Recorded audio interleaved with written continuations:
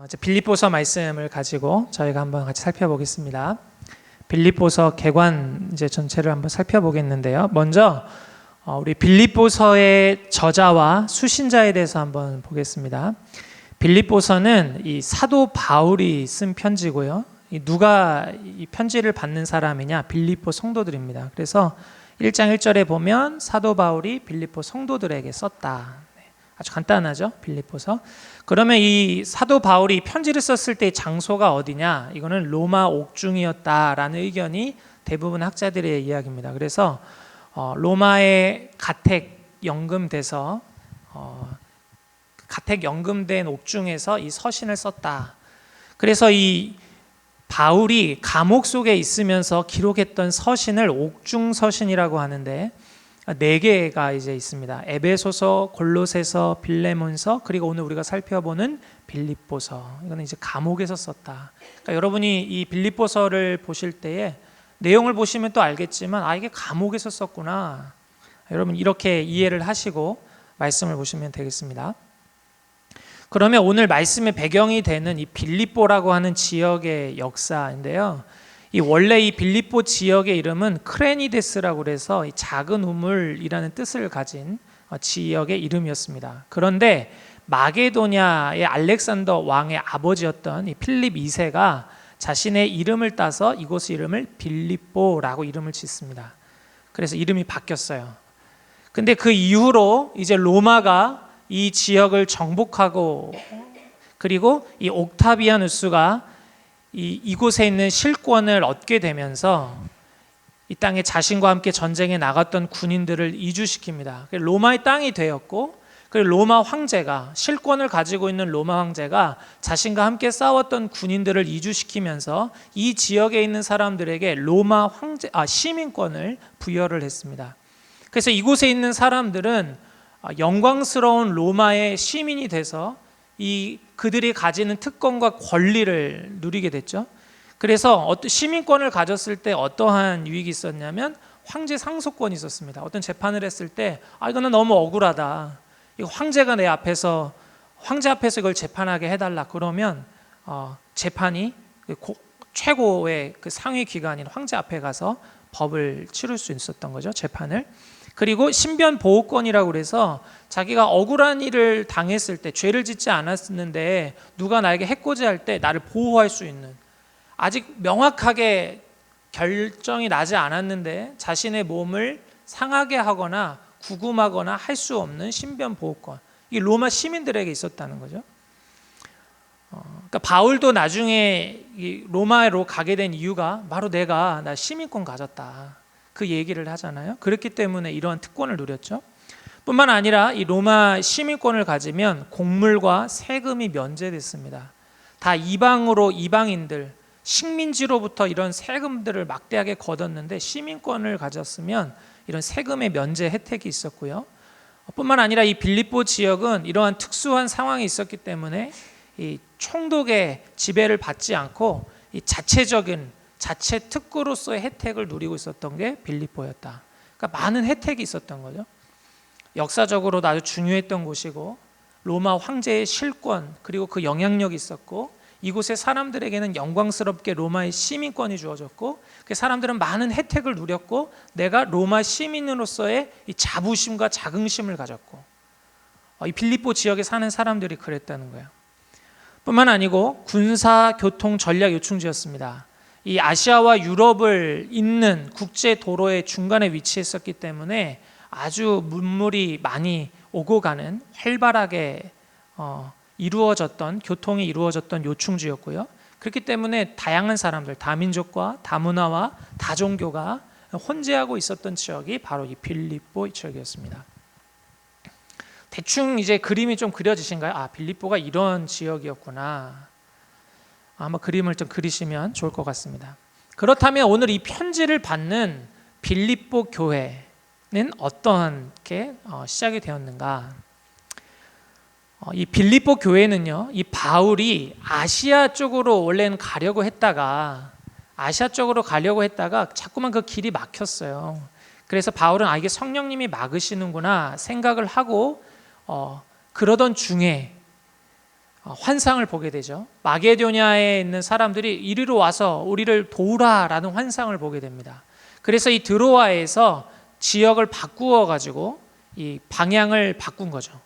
아시아 쪽으로 가려고 하다가 바꾸어서 유럽 대륙을 넘어갑니다.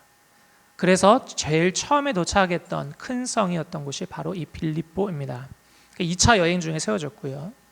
유럽의 최초로 세워진 교회가 이 빌립보 교회입니다. 그럼 이 교회는 어떻게 시작됐냐면 갔을 때 자색 옷감 장사였던 루디아라는 여인이 있었어요. 당시에 이 자색 옷감은 되게 값비싼 옷감이었습니다. 이것을 이제 장사하는 거니까 좀 부유했던 여인이었던 것 같아요. 이 루디아가 바울을 만나고 전도를 받아서 자신의 집에 머물게 하죠. 이게 시작이었어요. 그리고 바울이 이 빌립보 지역에 있으면서 이 점치던 귀신 들렸던 여종이 있었거든요. 점을 쳤는데 잘 맞아요. 그러니까 그걸로 많은 이윤을 얻었는데 바울이 귀신을 쫓아내니까 그 이윤이 끊어진 거죠. 그것 때문에 바울이 감옥에 가게 되고, 이 일로 감옥에 갔다가 큰 지진이 일어나는데 하나님이 일으키신 지진이었습니다. 옥문이 열리고 옥새가 열리고 다른 사람들은 다 탈옥했는데 이 바울은 떠나지 않았어요. 근데 그때 간수가 이 지진이 나고 이 죄수들이 탈옥하는 걸 보면서 이제는 다 죽었구나 했는데 바울이 그 자리에 있는 거예요. 이거 되게 놀랍구나. 이게 특이하구나. 특별하구나. 어떻게 하면 내가 구원을 받을 수 있습니까? 그때 이제 바울이 주 예수를 믿으라. 그리하면 너와 내 집이 구원을 얻으리라. 그래서 간수와 그 가족들이 그 복음을 듣고 예수님을 영접하고 믿음을 갖게 되죠. 이렇게 되면서 그 지역에 생겨난 교회가 바로 이 빌립보 교회였습니다. 사도행전 16장에 기록된 내용인데 여러분 그걸 같이 보시면 어떻게 빌립보 교회가 세워졌는지 아실 거예요. 그리고 이 빌립보 교회의 특징은 이 섬김과 봉사, 헌금, 후원으로 다른 교회의 모본이 되는 교회였고, 바울이 복음 사역을 할 때 물심양면으로 후원했던 교회가 바로 이 빌립보 교회였습니다. 바울이 가는 곳에 처음에 이렇게 바울이 개척한 교회잖아요. 그때부터 관계를 맺고 바울이 유럽 선교를 함에 있어서 전도 여행을 갈 때마다 기도로 물질로 섬겼던 교회가 바로 이 빌립보 교회였습니다. 아주 각별했던 교회였죠. 바로 이 교회에 오늘 바울이 편지를 쓰고 있습니다. 그렇다면 바울은 왜 이러한 교회에 편지를 썼을까 하는 거죠. 이 기록 동기와 목적인데요. 먼저는 빌립보 교회의 재정적인 후원에 대해서 감사의 마음을 담고 싶었습니다. 그리고 바울이 지금 감옥에 갇히게 됐잖아요. 바울이 복음을 전하다가 감옥에 갇히게 됐어요. 그랬더니 빌립보 교인들이 염려하는 거죠. 바울이 감옥에 갇혔대. 어떻게 하면 좋지? 그리고 개 중에는 믿음이 흔들리는 거예요. 성도들 중에. 이게 사회적으로 감옥에 가는 일이 로마 사회에서 이게 정말 옳은 일이야? 하면서 이렇게 믿음이 흔들리는 사람들도 있었고요. 또 이게 기간이 길어지니까 이제 바울이 못 나오겠구나. 이제 사역이 끝났구나. 이제 앞으로는 복음이 점점 지겠구나. 복음 전파가 약화되겠구나. 이렇게 비관적인 생각들이 이 빌립보 교회 안에 만연하기 시작했습니다. 일부 이제 그런 교인들이 생각을 하게 된 거죠. 그리고 교회 내부적으로는 이 복음의 대적자들이 거짓 메시지를 전하는 사람들이 그 메시지로 사람들을 미혹하는 일들이 있었고요. 그리고 교회 또 내부적으로는 교회 유력한 여인이었던 유오디아와 순두계 사이에 불화가 있었습니다. 이 빌립보 교회, 빌립보 지역을 보면 아까 많은 문물이 오고 가고 자색 옷감 장사였던 루디아처럼 재력이 있는 여인들이 있었어요. 이 여인들이 교회를 처음에 세우고 교회를 성장하고 섬김에 있어서 많은 공헌을 했습니다. 유오디아와 순두계도 그랬던 것 같아요. 그죠? 그래서 재력으로 많이 돕고 마음으로 돕고 섬김의 본을 보이고, 그런데 그렇게 영향력 있는 두 여인 사이에 불화가 생긴 거예요.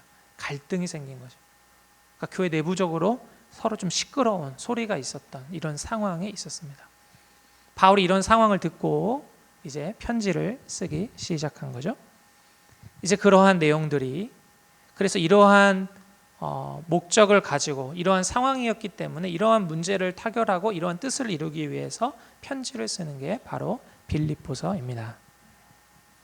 왜 빌립보서 썼는지 이해가 되셨나요? 이해가 되셨죠? 네, 이렇구나.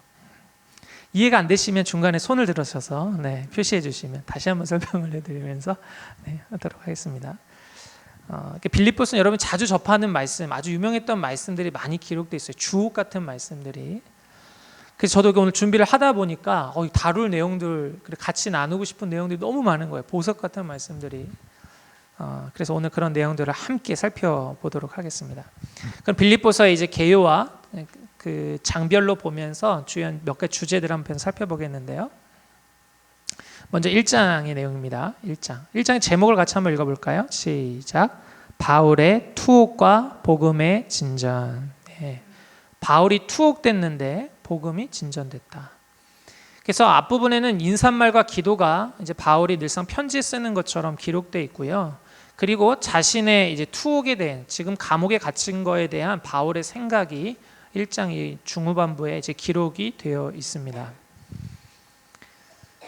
자, 그러면 여기서 이제 살펴볼 내용들인데요. 먼저 좀 살펴볼 주제가요. 첫 번째로는 이 그리스도 예수의 종 바울이라는 겁니다.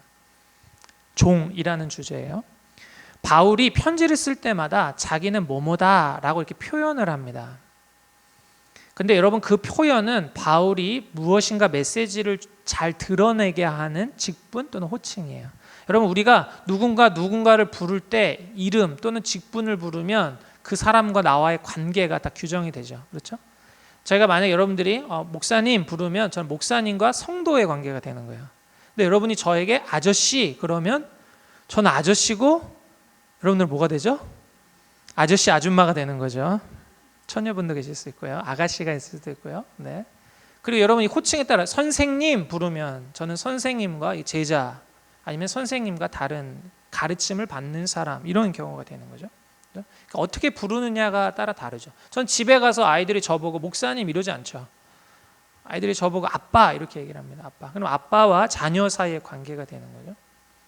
예수님도 예수님의 이름에 대한 설명을 하실 때 다양한 이름이 있거든요. 여호와 이레, 여호와 라파, 여호와 니시, 이름을 붙이면서 뒤에 그 설명하시는 붙이는 이름들이 있습니다. 그거는 하나님이 자신의 성품, 말씀하고 싶으신 것을 부각하고 싶을 때 드러내는 표현이에요. 근데 오늘 이 빌립보서를 시작하면서 바울이 자기를 소개할 때 다른 곳에서는 사도된 나 바울은 이런 식으로 표현하거든요.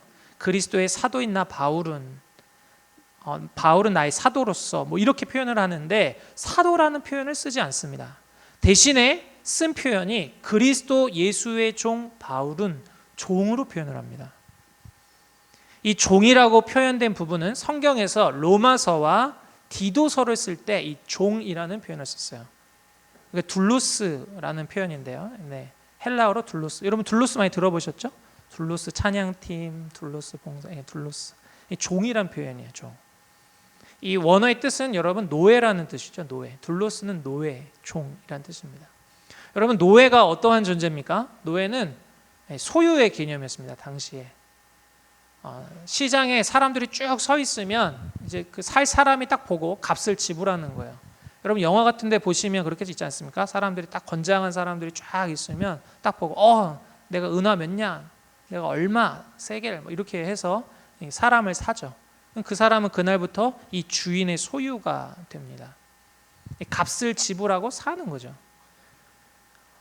그리고 여러분, 이 노예는요, 이 종의 특징은요, 이 주인의 소유, 주인의 것이 됐기 때문에 절대 순종하게 되어 있습니다. 절대 순종, 섬기는 거죠. 복종하게 되어 있습니다. 이게 바로 표현이에요. 근데 지금 바울이 난 예수의 종이다 이렇게 표현을 하고 있습니다. 그렇다면 이 이야기는 지금 나는 예수님의 소유다라는 표현이죠. 나는 예수님의 소유다. 그리고 나는 예수님께 절대 순종하는 자리에 있는 사람입니다. 다르게 표현하면 예수님이 나를 값을 지불하고 나를 사셨습니다. 예수님이 십자가에서 값을 지불하고 나를 사셨습니다. 나는 예수님의 사람입니다. 예수님 겁니다. 난 예수님께 순종하는 사람입니다. 이렇게 자신을 밝히고 있는 것입니다. 자신의 정체성을 이렇게 설명을 하고 있어요. 종이라는 표현이죠. 자, 그런데요, 또 재미있는 건 이 편지를 받는 성도들을 표현할 때 빌립보서의 독특한 특징은 성도들의 직분을 쓰고 있다는 겁니다. 1장 1절에 보면 빌립보의 모든 성도, 감독, 집사들이라는 이렇게 직분을 소개하고 있어요. 다른 데는 하나님의 사람들, 성도들, 어디 흩어진 사람들 이렇게 표현을 했는데 이곳에서는 감독, 영혼의 관리자, 영혼을 돌보는 사람이라는 감독과 다음에 이 집사들, 섬기는 자라는 뜻을 가진 직분을 소개하고 있습니다. 이 바울이 이 성도들에게 무엇을 생각하게 하는 거야? 우리의 정체성은 순종하고 섬기는 자다. 우리는 하나님의 거다. 예수님의 것이다. 그리고 우리는 예수님께 순종해야 하는 사람들이다. 예수님의 말씀을 따르는 사람들이다. 이 부분을 강조하고 싶었던 거죠. 그래서 빌립보서에서 보면 이 종으로서의 메시아, 예수님도 종으로서 표현을 하시고요. 그런 표현들이 이제 2장에 나오게 됩니다. 종이란 표현이 자주 등장한다라는 거죠. 그래서 여러분 이 종의 기쁨이 있는데요. 종의 기쁨은 으뜸이 아니라 주인의 기쁨에 참여하는 것이 이 종의 특징입니다. 그래서 빌립보서 보면 기쁨에 대한 메시지들이 많이 나와요. 기쁨에 대한 메시지들이 많이 나오는데 그 기쁨을 보면 이 기쁨은 주인의 기쁨과 닿아 있습니다. 예수님이 기뻐하시는 게 나의 기쁨, 나의 기쁨이 예수님의 기쁨, 하나님의 기쁨. 오늘 그런 메시지가 빌립보서에 담겨 있습니다. 여러분 요 내용을 가지고 우리가 한 가지 생각해 볼 것이 있다면 우리가 생각할 바는요, 으뜸이 아니라 종이다라는 사실입니다. 이 땅에서 성도들이 우리가 추구하는 바, 정체성, 우리가 나아갈 방향은 뭐냐면 우리가 으뜸이 되려고 하는 것이 아니라 종으로서의 삶을 우리가 기억해야 한다는 것이죠. 특별히 오늘 이렇게 불화가 생기는 이 현장을 보면 그 이유가 이 으뜸이 되고자 했기 때문입니다. 유오디아와 순두개가 이렇게 불화가 생겼던 이유도 뭐냐면 섬기는 자에서 어느덧 내가 으뜸이 되고 싶은 마음들이 생기니까 불화가 생기는 거죠. 으뜸이 되려고 하니까 불화가 생겼던 거예요. 이 마태복음 20장 28절의 말씀 좀 오긴 왔네요. 여기 그 20장의 말씀을 보면 어떤 내용이 기록되어 있냐면 예수님의 제자들에 대한 이야기입니다. 예수님의 제자들이 예수님이 그 십자가에 죽으실 것에 대한 이야기를 들었는데 그리고 나서 제자들이 이어지는 발언이 뭐냐면 누가 큰 자가 되냐라는 거였어요. 이걸로 다퉜어요. 으뜸이 되고 싶었어요. 예수님이 영광 얻으실 그날에 누가 으뜸이 되고자 하느냐, 누가 큰 자가 되고자 하느냐. 그때 예수님께서 하셨던 말씀이 너희는 다른 사람들과 같이 그들과 같이 되어서는 안 된다. 너희가 큰 자가 되고자 하는 자는 오히려 섬겨야 한다. 으뜸이 되고자 하는 것이 아니라 종이 되어야 한다라는 말씀을 하십니다. 으뜸이 되고자 하니까 불화가 있었어요. 근데 예수님 말씀은 너희가 섬기는 자가 되어야 된다. 종이다 라고 말씀하시는 거죠. 그래서 여러분 이거 제자 훈련 할 때도 제가 많이 나누는 부분인데 제자 훈련 했어요. 열심히 훈련받고 했습니다. 그랬을 때 우리의 마음가짐이 뭘 항상 품어야 되냐면 난 예수님의 종이다 라는 생각을 가져야 된다는 거죠. 제자들처럼 나 훈련받았으니까 내가 더 높은 사람이 되겠어. 내가 훈련받았으니까 더 많은 걸 배웠으니까 봤으니까 내가 더 으뜸이 될 거야. 높아질 거야. 큰 자가 될 거야. 우리는 그런 길을 가는 사람들이 아니라는 거죠. 종의 자리에 있어야 한다는 겁니다.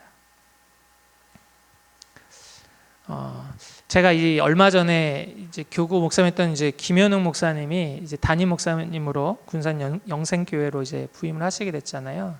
마지막 교역자 송별회 때 하셨던 말씀이 되게 인상적이었어요. 이제 김현웅 목사님이 이제 마지막에 이제 교역자 동료들에게 앞으로의 각오와 마음을 한번 좀 나눠봐라 했더니 그 얘기를 하시는 거예요. 기도를 하는데 하나님께서 한 마음 주셨대. 어떤 마음이냐면 하나님, 제가 정말 하나님을 두려워하는 목회자가 되게 해주십시오. 이어져 하는 얘기가 제가 하나님을 정말 두려워하면 성도들을 함부로 대하지 않을 것 같습니다. 하나님을 정말 경외하는 사람이 되게 해주십시오. 이걸 기도 제목으로 내어놓으시더라고요. 무슨 얘기입니까? 어느덧 내가 종인데 큰 자처럼 하나님을 내가 더 높은 자가 아니고 내가 하나님을 정말 두려워하는 종이 돼서 그 말씀에 온전히 순종하는 자가 되면 성도들을 대할 때도 함부로 안 대한다는 거죠. 하나님의 사람들 대할 때 내가 그 사람들을 함부로 대하지 않는다. 이 종의 마음이죠. 종의 자세. 네. 오늘 그 말씀을 오늘 1장에서 좀 다루고 있고요. 자, 두 번째인데요. 우리 위에 그 제목을 한번 같이 읽어보겠습니다. 같이 한번 읽어보죠. 시작. 고난 가운데 기뻐함. 고난 가운데 있는데 지금 이 바울은 기뻐하고 있습니다. 1장에서 반복되는 표현 중에 재미난 단어가 있는데 그것은 매임이라는 단어입니다. 매임이라는 단어가 1장 7절, 13절, 14절, 17절 나옵니다. 내가 매였다. 나의 매임은 매임, 매임, 매임 이렇게 반복됩니다. 여러분, 매여 있다는 것은 묶여 있다는 거잖아요. 지금 감옥에 갇혀서 내 매여 있다는 거죠. 그런데 여러분, 너무나 재미있는 게 뭐냐면 바울은 매여 있는데 복음은 진전된다고 말합니다. 복음을 전하는 바울은 매여 있는데 오히려 복음은 더 전파되고 진전되고 전진하고 더 많은 사람들에게 전하여진다는 거예요. 놀라운 일이죠. 여러분, 매임이라고 하는 것은 고통 아닙니까? 고난이죠. 역경이죠. 그런데 오히려 이 고난을 통해서 복음이 널리 전파되고 있다는 거예요. 그래서 바울은 이런 고난 중에 있음에도 내가 기뻐한다라고 말하는 거죠. 고난 가운데 기뻐한다. 매여 있는데 기뻐한다. 이렇게 말을 하고 있는 것입니다. 여러분, 이걸 통해서 우리에게 이 성경이 주는 메시지는 뭐냐면요. 환경 때문에 기뻐하는 게 아닌 거죠. 매여 있는데 기뻐한다. 그러면 어떻게 기뻐할 수 있느냐? 시각의 차이라는 겁니다. 매임이라고 하는 걸 어떻게 바라보느냐, 매임과 나의 상황을 어떻게 바라보느냐, 이 시각의 차이가 기뻐하느냐 안 하느냐, 기뻐하느냐 절망하느냐, 기뻐하느냐 낙심하느냐의 차이를 가져온다는 거예요. 그래서 여러분, 어떤 우리가 성도님들의 삶을 봐도 그렇죠. 똑같은 상황인데 어떤 분은 기뻐하는데 어떤 분은 절망해요. 이게 시각의 차이입니다. 시각의 차이. 제가 이 신대원 시험을 볼 때 일입니다. 제가 신대원 시험 준비를 열심히 했는데 어머니가 아침마다 식사할 때마다 구호를 3번씩 외치고 밥을 먹고 그날 하루를 시작하겠습니다. 뭐냐면 상혁이는 수석이다. 상혁이는 수석이다. 상혁이는 수석이다. 아침마다 밥 먹기 전에 빨리 구호 3창 하면 상혁이는 수석이다. 상혁이 수석이다. 상혁이 수석이다. 밥 먹어. 그다음 먹고 막 이렇게 했어요. 나름대로 준비할 시간도 있었고 어머니가 기대를 많이 하셨던 거죠. 아니, 열심히 하니까. 그래서 밥 먹을 때마다 아침에 몇 개월 동안 계속 그 수석이다라는 이야기를 하고 왔습니다. 근데 제가 같은 교회에서 같은 형님, 아는 형님과 같이 시험을 봤어요. 같은 교회 출신으로 저와 형님이 같이 시험을 봤는데 이건 웬걸 여러분, 시험을 딱 보는데 성경을 딱 봤는데 이게 별표가 많은 거예요. 별표가 많다는 건 뭐예요? 잘 모르겠는 거예요. 모르는 문제들이 많은 거예요. 야, 제가 그 순간 뭘 생각했겠어요? 수석은 못하겠구나. 우리 어머니 어떡하지? 다음에 철학 시험을 봤습니다. 철학 시험을 그때 이어서 보는데 이거는 세모가 많은 거예요. 아리까리한 거죠. 꼭 희한하게 4개 중에 2개가 남아요. 참 고민스럽고, 뭐 영어는 맞는지 틀리는지 모르겠고, 논술을 이렇게 딱 쓰고 작성을 했습니다. 시험 마쳤는데 끝나고 나서 이렇게 답을 마치고 오는데 시험을 잘 못 본 거예요. 얼마나 큰 낙심이 되던지요. 그래서 이제 같이 시험을 봤던 형이랑 이야기를 하면서 이렇게 점수를 막 얘기를 했습니다. 나 얼마 몇 개 틀린 것 같다. 형도 몇 개 틀린 것 같다. 논술을 얼마나 썼어요? 형 2장을 썼어요. 했더니 나는 1장밖에 못 썼어. 저는 2장 썼고 형은 1장을 썼다는 거예요. 근데 저는 막 못 봐서 너무 낙심이 돼서 가고 있는데 그 형이 저한테 그러더라고요. 같이 시험을 봤던 형님이, 상희가 우리 끝나고 집에 가는 길에 교회 들려서 감사 기도를 하고 하자는 거예요. 저는 시험을 못 봐서 너무 낙심해 있는데 어머니한테 이게 전화해서 엄마 좀 시험 잘 못 본 것 같아요 했더니 그 들려오는 어머니의 한숨 소리, 너무 이렇게 절망으로 왔거든요. 어머니한테 어머니를 좀 실망시켰다는 이 절망감 막 그랬는데, 근데 그 시험을 얘기해 보니까 형도 저랑 비슷하게 성경도 많이 틀렸고 철학도 삼각형도 많고 논술은 심지어 나보다 덜 적게 썼는데 뭐 영어는 모르겠고, 근데 근데 끝나고 가서 감사 기도를 하고 가자는 거예요. 어떻게 그럴 수가 있지? 어떻게 그럴 수가 있지? 그래서 이제 교회에 같이 왔어요. 시험 끝나고 교회 가서 이제 기도하려고 둘 다 딱 앉아서 이제 기도를 했습니다. 근데 기도를 하는데 하나님이 참 제 생각과 마음을 바꾸시더라고요. 이게 내가 주님을 섬기겠다고 신대원의 시험을 봤는데 시험이 더 앞서니까 하나님이 안 보이는 거예요.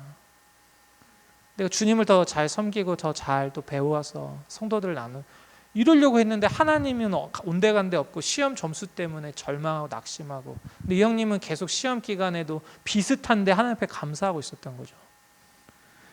여러분, 이렇게 다를 수 있었던 이유가 뭐예요? 시각의 차이였던 거죠. 형님은 하나님을 보고 있었던 거고 저는 하나님 안 보이고 시험의 결과만 봤던 거예요. 하나님 안 보이고 수석을 원하시는 어머니만 보였던 거예요. 한참을 기도하는데 하나님, 제가 주객이 전도됐네요. 하나님을 위해서 시험 본다고 공부한다고 했는데 어느덧 바뀌었네요. 하나님 감사합니다. 제가 어떤 마음을 겪었냐면 떨어져도 감사할 수 있을 것 같습니다. 근데 붙으면 좋겠습니다. 근데 좀 시험을 이렇게 좀 결과를 좀 내려놓을 수 있는 마음을 좀 주셨어요. 그래, 하나님 앞에 감사해야지. 그렇지. 적어도 내가 이건 바꾸면 안 되겠다. 아직도 그때를 생각납니다. 발표 날 인터넷 창으로 수험번호를 쓰고 엔터를 눌렸을 때 바로 못 보겠더라고요. 누나랑 같이 봤는데 스크린 가리고 합격, 할렐루야, 주 이름을 찬양합니다.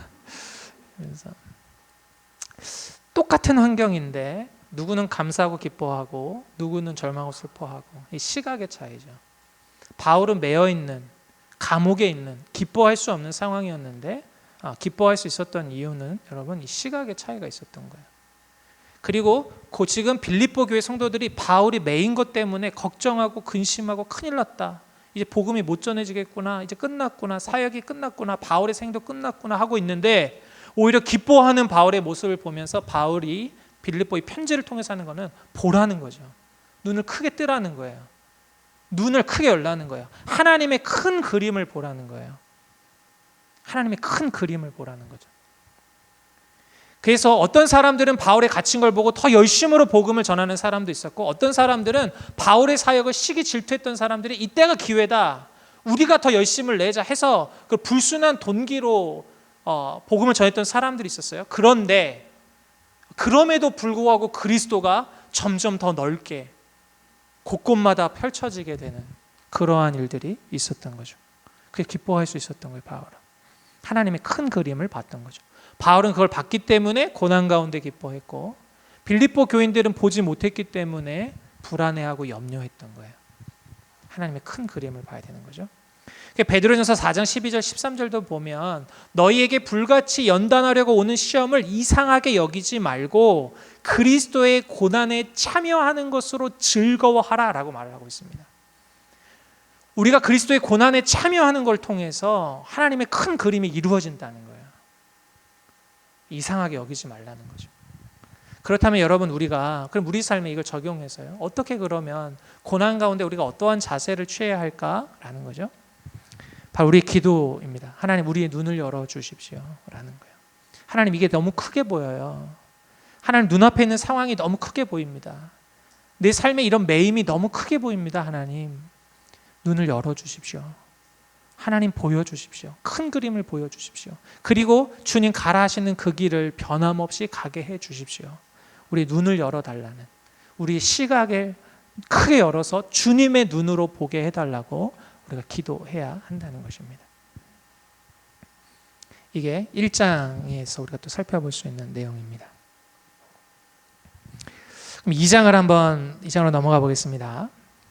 2장의 제목을 같이 한번 읽어볼까요? 2장입니다. 시작.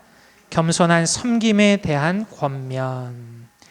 2장에서 이제 주요한 주제는 이제 겸손에 대한 주제를 가지고 나옵니다.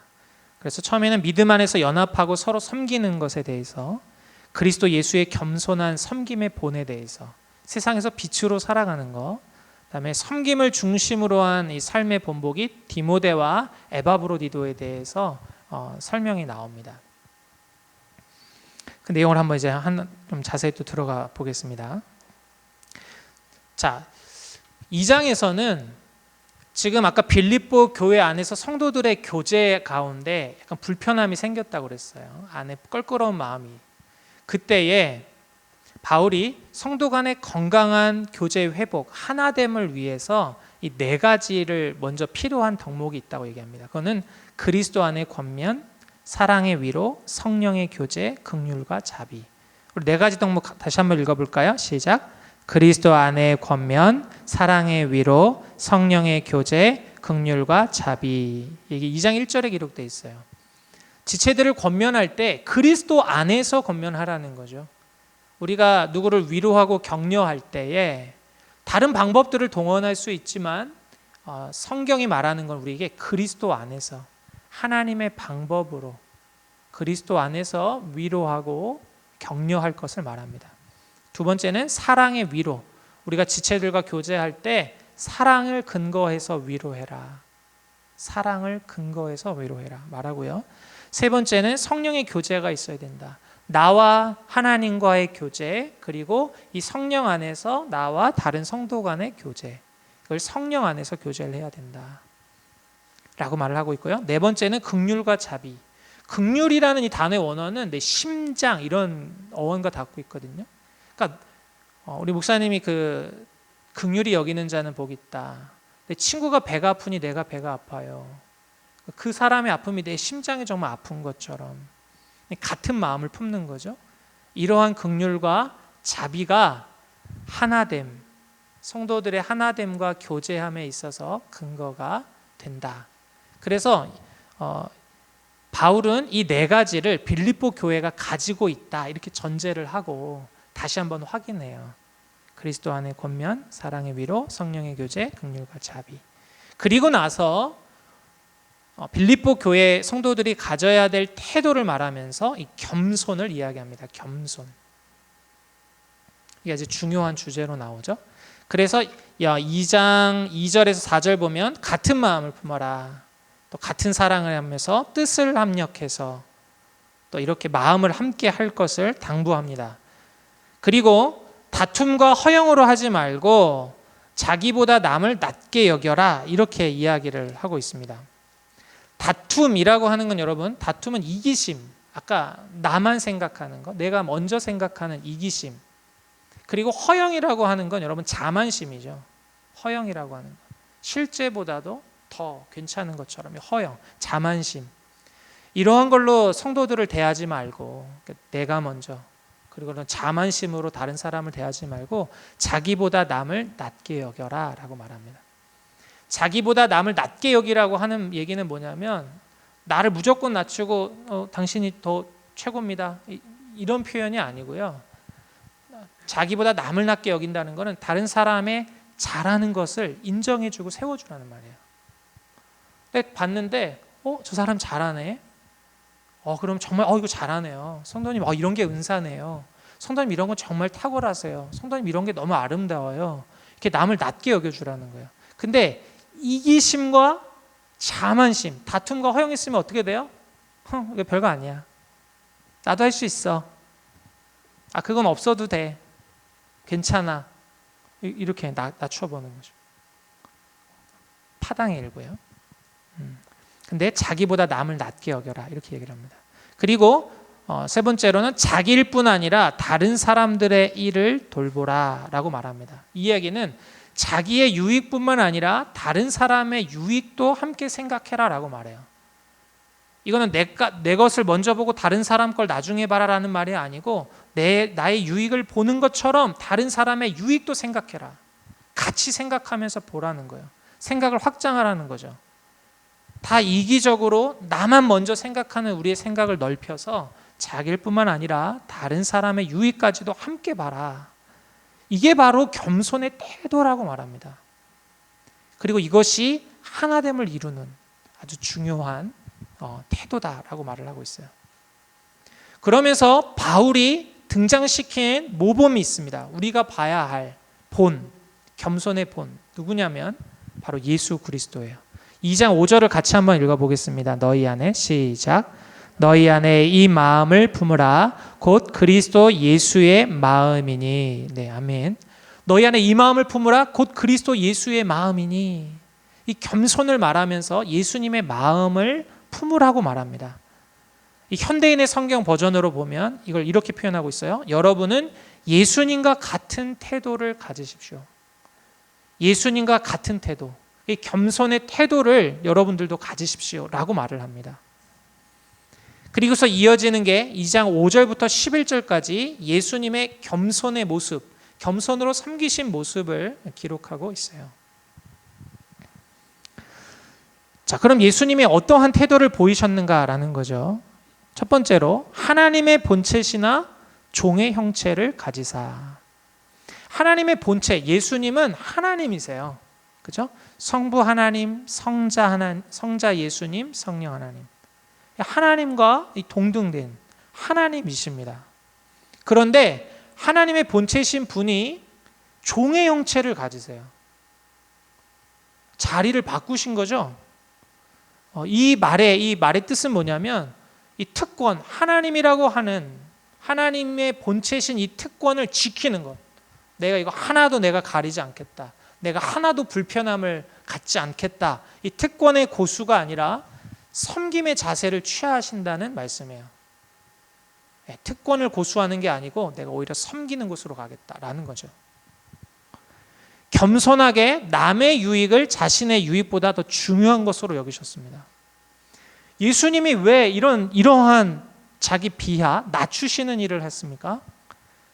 왜냐하면 우리를 위해서죠. 우리를 구원하시기 위해서입니다. 예수님의 유익을 제한하셔서 우리에게 유익을 주시는 거예요. 이것이 우리의 유익이니까. 그래서 여러분 이 로마서 15장 3절 보면 그리스도께서도 자기를 기쁘게 하지 아니하셨나니, 예수님께서 나의 기쁨을 추구한다면, 이기적으로 자기의 기쁨을 추구하셨더라면 굳이 이런 특권을 버리시는 일을 하시지 않으셨을 거예요. 종의 형체로 오셔서 사람들에게 이런 수치와 모멸과 조롱과 불편과 배반과 이런 걸 굳이 받으실 필요 없으셨는데, 이 모든 것들이 있어야 우리가 살기 때문에, 하나님이 기다리시는 영혼들이 살기 때문에 그 기쁘신 뜻을 위해서 자신의 유익보다 다른 남의 유익을 위해서 이렇게 낮추시는 겸손의 모습을 보이셨던 것이죠. 예수님이 그 일을 하셨죠. 두 번째로 자기를, 우리 같이 큰 검정색 글씨만 같이 읽어볼까요? 시작. 자기를 비워 사람들과 같이 되셨고. 자기를 비워 사람들과 같이 되셨다. 이 비유다라는 뭐냐? 이것을 이제 찰스리라는 사람이 이런 표현을 했습니다. 이게 자기를 비운다라는 게 하나님으로서 몇 가지 속성을 사용하지 않기로 선택했다. 그러니까 예수님이 신성을 버린 게 아니에요. 하나님 되심을 버린 게 아니고 하나님이시지만 하나님으로서 사용하실 수 있는 속성을 몇 가지 사용하지 않기로 선택하셨다는 거예요. 이 땅에 오셔서 제안을 하신 거죠.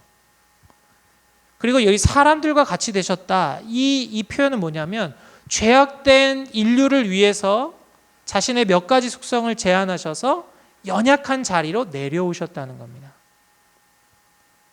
그래서 비우셨어요. 이 예수님의 비움을 이렇게 얘기를 한 거죠. 비움은 그리스도가 자신의 참된 신성을 포기하시는 것이 아니라 인간이 되시는 것으로 이루어졌다.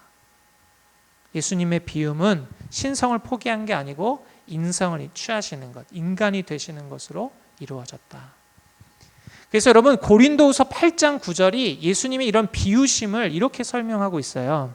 이 부요하신 이 부분 보이시나요? 우리 같이 한번 읽어보겠습니다. 시작. 부요하신 이로써 너희를 위하여 가난하게 되심은 그의 가난함으로 말미암아 너희를 부요하게 하려 하심이라. 아멘.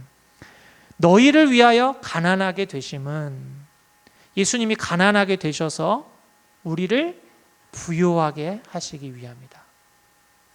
예수님이 자신을 비우셔서 이것을 우리에게 주신 거죠. 비우심의 수고를 통해서, 비움의 선택을 통해서 우리로 부요하게 하셨다는 거예요. 그렇죠? 여러분, 우리가 누군가를 부여하기 위해서는 내 것을 펴야 하죠. 내 것을 희생하지 않고는 다른 사람을 부유하게 할 수가 없습니다. 그죠? 제가 이 부모로서 그런 걸 참 많이 느낍니다. 이 자녀를 기르면서 이걸 정말 많이 느꼈어요. 정말 나는 쇠하여지고 얘는 흥하여지는구나. 나는 쇠하여지고 자녀들은 흥하여지는구나. 이거를 정말 많이 느꼈습니다. 아이가 태어나는 순간부터 모든 삶의 패턴이 아이에게 좀 맞춰지죠. 내가 놀고 싶고, 내가 먹고 싶고, 내가 입고 싶은 것들을 제한하고 그게 어디로 흘러갑니까? 자녀에게 흘러가죠. 그래서 자녀는 부유해져요. 점점 부유해지고 나는 비워지고. 그렇죠? 그죠?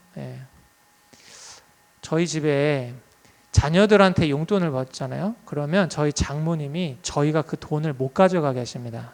자녀들의 통장에 넣으세요. 저희가 손을 못 대도록. 그래서 점점 더 저는 비워지고 저희 자녀는 정말 부유해지고 있습니다. 저의 통장의 잔고는 비워지고 자녀는 통장은 나날이 부유해지고 있어요. 그렇죠? 비우지 않으면 채워줄 수가 없어요. 그렇죠? 비워져야 부유해지는 겁니다. 여러분, 겸손이라고 하는 게 내가 비워졌을 때 다른 사람들이 부유해지게 되는 이런 속성이 있죠, 지금. 예수님이 지금 이런 일을 하셨다는 거예요. 예수님의 비움으로 우리가 부유해졌죠. 예수님이 맞으심으로 우리가 나음을 얻고 찔리심으로. 그죠? 예수님의 모든 고난과 예수님의 가난함과 예수님의 이 비워지심이 우리에게는 회복과 치유와 구원과 부요함을 되는 예수님의 이런 비움이 있었기 때문이죠. 참 우리 주님 감사하지 않습니까? 참 주님이 우리가 이런 사랑을 입었어요. 우리 세 번째 검정색 글씨 같이 한번 읽어보겠습니다. 시작. 자기를 낮추사 죽기까지 복종하셨으니 곧 십자가에 죽으심이라.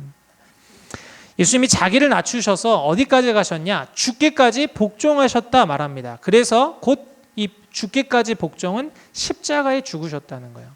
이걸 겸손의 차원에서 하나 볼 게 뭐냐면요. 여러분, 이 십자라고 하는 거는 수치와 저주의 자리였습니다. 그 당시 십자가의 처형이라고 하는 건 가장 극악무도한 사람들, 신으로부터 저주받은 사람들, 저렇게 잔혹하게 죽을 수 있단 말인가? 수치, 저주, 가장 힘들고 모멸과 고통이 있는 자리가 이 십자가였어요. 근데 여러분, 예수님은 하나님이세요. 그래서 하늘 영광을 누리실 분이고 신적인 위엄을 가지신 분이에요. 마땅히 영광과 찬양 받으실 만한 분이에요. 창조주로서 그렇게 영광 받으실 분인데 자기를 낮추셔서 어떻게 돼요? 받지 않아도 되는 수치와 저주와 모멸과 그 십자가에서의 그 이러한 자기 상함, 이런 걸 다 받아내셨다는 거죠. 여러분, 이 겸손함을 우리가 유지하려고 할 때 이러한 고난과 수치를 받게 된다는 거예요. 사실 이런 맥락이 예전에 목사님이 이찬수 목사님이 설교하실 때 그 내용이죠. 우리가 예수 믿으니까 참고, 예수 믿으니까 한 번 더 용서하고, 예수 믿기 때문에 공격하고 싶지만 한 번 더 참고, 그리고 예수 믿기 때문에 받지 않아야 되는 수치, 이런 걸 많이 받죠. 그죠? 어떤 게 대표적으로 그렇습니까? 사람들이 기독교인 하면, 예수 믿는 사람 하면 굉장히 높은 도덕성을 요구합니다. 그렇죠? 예수 믿는 사람이 어떻게 거짓말할 수 있어? 예수 믿는 사람이 어떻게 그렇게 할 수 있어? 이런 얘기를 하는 거죠. 근데 여러분, 실상은 어때요? 말하는 사람도 거짓말 하죠. 그죠? 거짓말 안 할까요? 해요. 합니다. 그런데 나는 없는 것처럼 얘기하면서 예수 믿는 사람은 어떻게 근데 거짓말해? 이런 높은 도덕성을 이야기를 하는 거죠. 그럴 때 우리가 어떻게 합니까? 너는 거짓말 안 해? 이렇게 말하는 사람 없죠? 당신은 그럼 거짓말 안 해? 그래, 나 예수 믿는다. 당신은 거짓말 안 하냐? 니깡 내깡 이렇게 안 하죠. 우리 그런 얘기 들으면 어떻게 해요? 우리는 또 나를 돌아보고 하나님 더 정직하게 살기 원합니다. 하나님 제가 이렇지만 더 하나님 내가 그리스도 닮은 삶 살기를 원합니다. 우리 삶을 돌아보고 새로운 삶의 방향들을 점검하잖아요. 예. 예수님이 받으셨던 그 일을 하는 거죠. 작은 일에 동참하는 겁니다. 예수님의 겸손이 이러한 수치 저주의 십자가로 나온 거죠. 이게 바로 예수님의 낮추심, 겸손에 나온 모습이었습니다.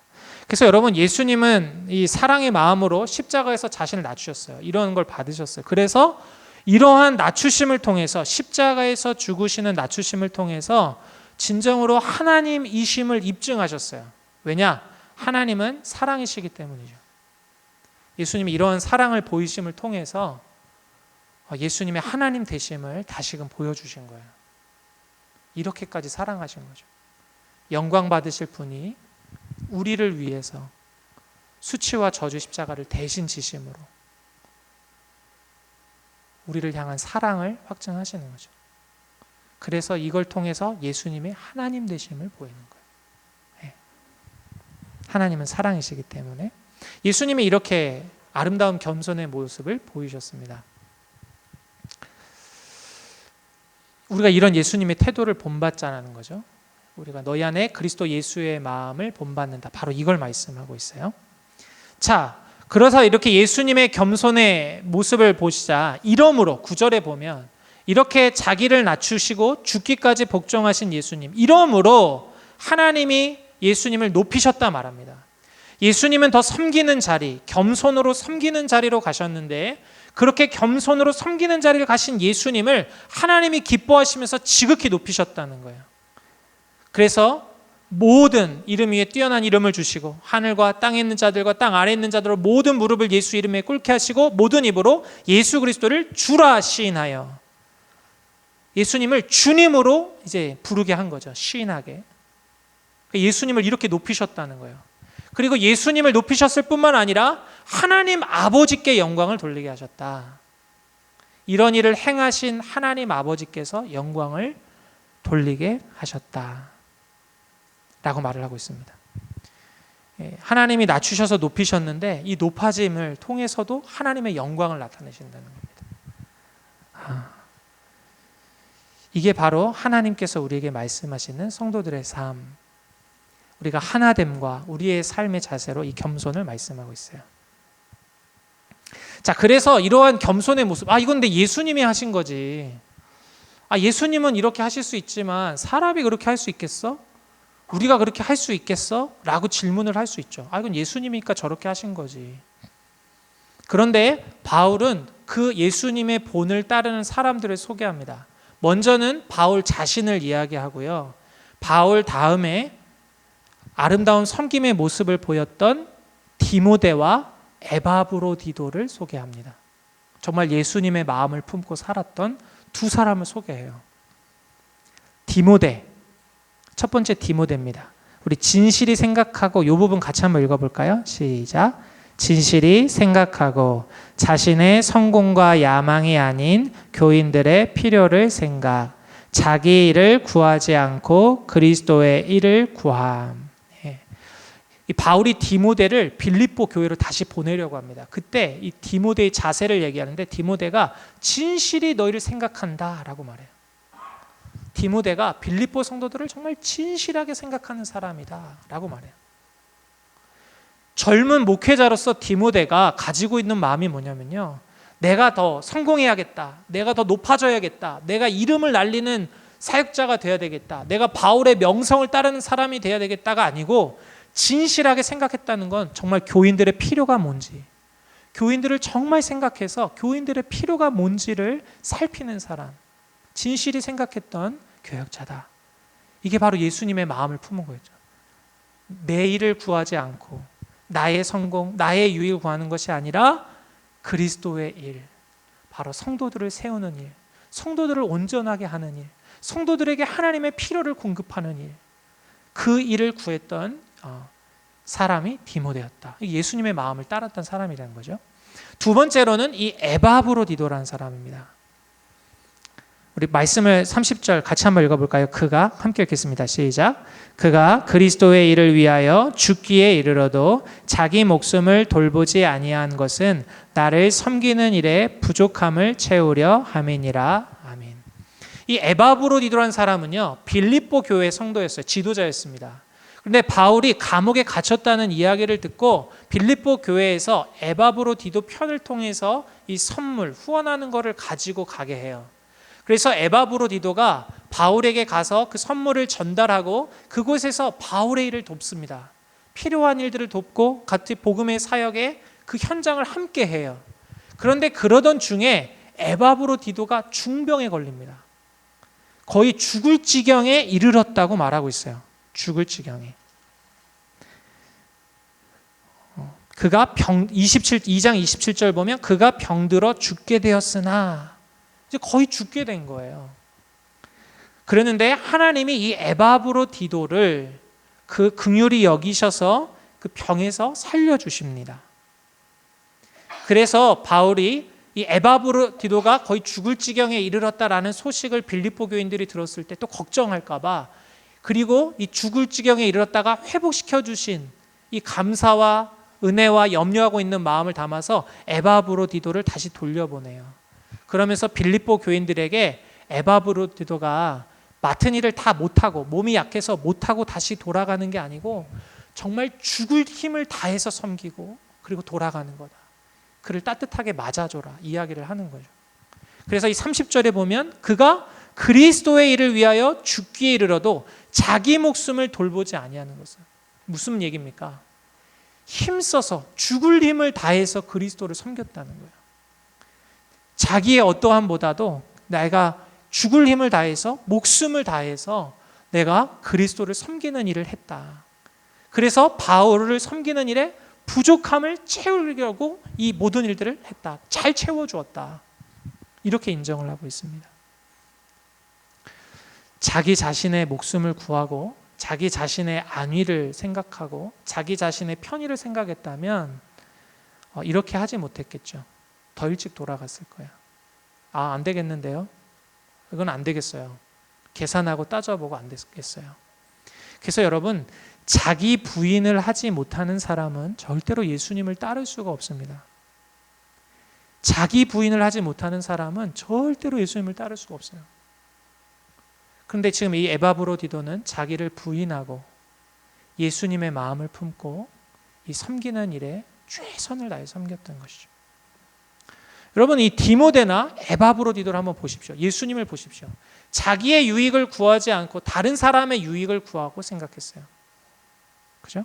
이게 바로 겸손의 모양의 아주 중요한 부분입니다.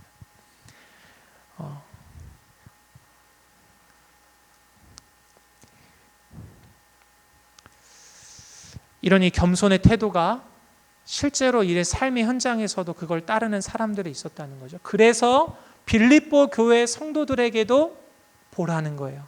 품고 도전하는 거죠. 너희들도 이러한 삶을 살아야 한다.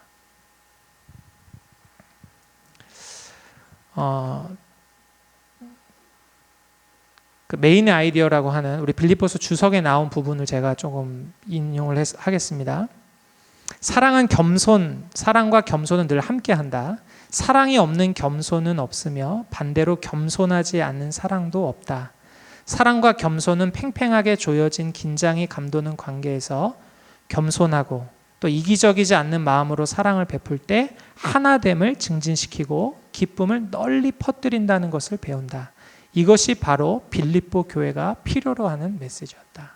사랑과 겸손. 이것이 바로 관계에서도 기쁨을 주고 하나됨을 증진시키는 것이 바로 이 사랑과 겸손이다. 예수 그리스도께서 보이셨던 사랑과 겸손, 바울과 디모데와 에바브로디도를 통해서 보여준 사랑과 겸손.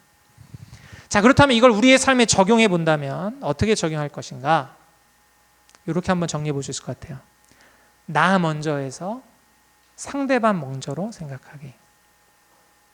나 먼저에서 상대방 먼저 생각하기. 왜냐하면 여러분, 우리가 항상 생각할 때 우리 좀 이기적인 본성이 있어요. 속성이 있잖아요. 나 먼저 생각합니다. 반대급부로요. 상대방을 먼저 한번 생각해 보는 거예요. 나의 유익 먼저가 아니라 상대방의 유익 먼저. 내가 순장이라면 순장으로서의 유익 이전에 내가 순원들의 유익을 먼저, 목회자인 저는 저의 유익 먼저 이전에 성도들의 유익 먼저 진실하게 생각하여 이걸 먼저 생각을 바꾸는 거죠. 그래서 한번 생각해보고 적용해보는 거죠. 여러분 삶의 현장에서 나 먼저가 아니고 상대방을 먼저 생각할 영역이 어디가 계십니까? 한번 좀 생각해 보시고 이러한 그리스도의 태도를, 그리스도의 마음을 품는 우리들이 되었으면 좋겠습니다. 그럼 이제 3장, 저희가 3장부터 그럼 시작을 해보겠습니다. 우리 3장을 같이 한번 제목을 한번 읽어보겠습니다. 시작. 복음의 대적들과 하나님의 백성. 네. 3장에서는 이 복음의 대적자들, 거짓된 메시지를 전하는 사람들이 나오고, 이와 반대돼서 이제 하나님의 사람들, 이제 하나님의 백성들은 어떤가, 이제 이런 부분들에 대해서 기록이 되어 있습니다. 그래서 3장 1절을 보면 주 안에서 기뻐하라 라는 말이 나오고, 2절에서 3절을 보면 이제 복음의 대적자들이 어떤 주장을 하는지, 그리고 차이가 뭔지 이것을 나타내고 있고, 이제 4절에서 11절은 이전에 바울이 이전에 이랬는데 자기가 그리스도를 아는 지식이라고 하는 것을 얻게 되면서 자신이 자랑하고 있던 걸 다 내려놨다, 이제 그런 내용들이 나오고요. 그리고 나서 이제 주 예수께 대한 바울의 헌신을 본받으라, 자신을 본받으라라는 요청을 하면서 3장을 이제 마무리를 하고 있습니다. 자, 이 복음의 대적자들이 이제 주장하는 내용들인데요. 이 3장 2절을 보면 개들, 행악하는 자들, 이런 표현으로 이 사람들을 이렇게 표현하고 있습니다. 이렇게 조롱하고 모멸하는 거죠. 당시에 기독교인들이 받았던 조롱과 멸시의 말을 반대로 언어 유희로 쓰고 있어요. 풍자하면서. 이 개들은 집에서 기르는 개들이 아니라 막 음식물을 막 길거리 돌아다니면서 하는 그러한 좀 야생에 있는 그런 개들, 또 지저분하고 그런 개들을 표현할 때 부정적인 언어로 성경에 사용할 때가 있습니다. 그리고 이제 행악하는 자들이다, 이렇게 표현을 됐고요. 몸을 상해하는 일을 하는 사람들을 이렇게 표현합니다. 몸을 상해하는 일을 삼가라, 이런 표현이 있는데, 이 사람들이 주장하는 바들이 뭐냐? 육체의 할례를 해야 구원을 받는다라는 겁니다. 예수 그리스도를 믿는 것 외에 믿음도 필요하지만 여기에 더해서 할례를 행해야 구원받는다. 그러니까 율법을 행해야 구원받는다. 이 더한 거죠. 믿음에 자신의 행위를 더한 겁니다. 그래야 구원을 받는다는 거죠. 그래서 사람들로 하여금 어떻게 했냐면, 너 구원받으려면 예수 믿어야 되지만 다음에 너 할례도 행해야 돼. 그러지 않으면 너 구원 못 받아. 이렇게 얘기를 하는 거죠. 이 율법을 지켜야 구원받는다. 결국에 이 이야기의 핵심은 은혜가 아니라 자기 노력을 통해서 구원받을 만한 자격을 갖추어야 구원받을 수 있다. 너희가 그런 자격을 스스로 갖추어야 된다. 이렇게 주장하는 사람들이 있었다는 겁니다. 신약 성경에 보면 이렇게 주장하는 부류들이 계속 등장하죠. 예수님 믿는 믿음 외에 더해서 율법을 계속 지켜서 구원을 받아야 된다. 자기 공로, 자기 노력이 필요하다라는 주장의 사람들이 있었던 거예요.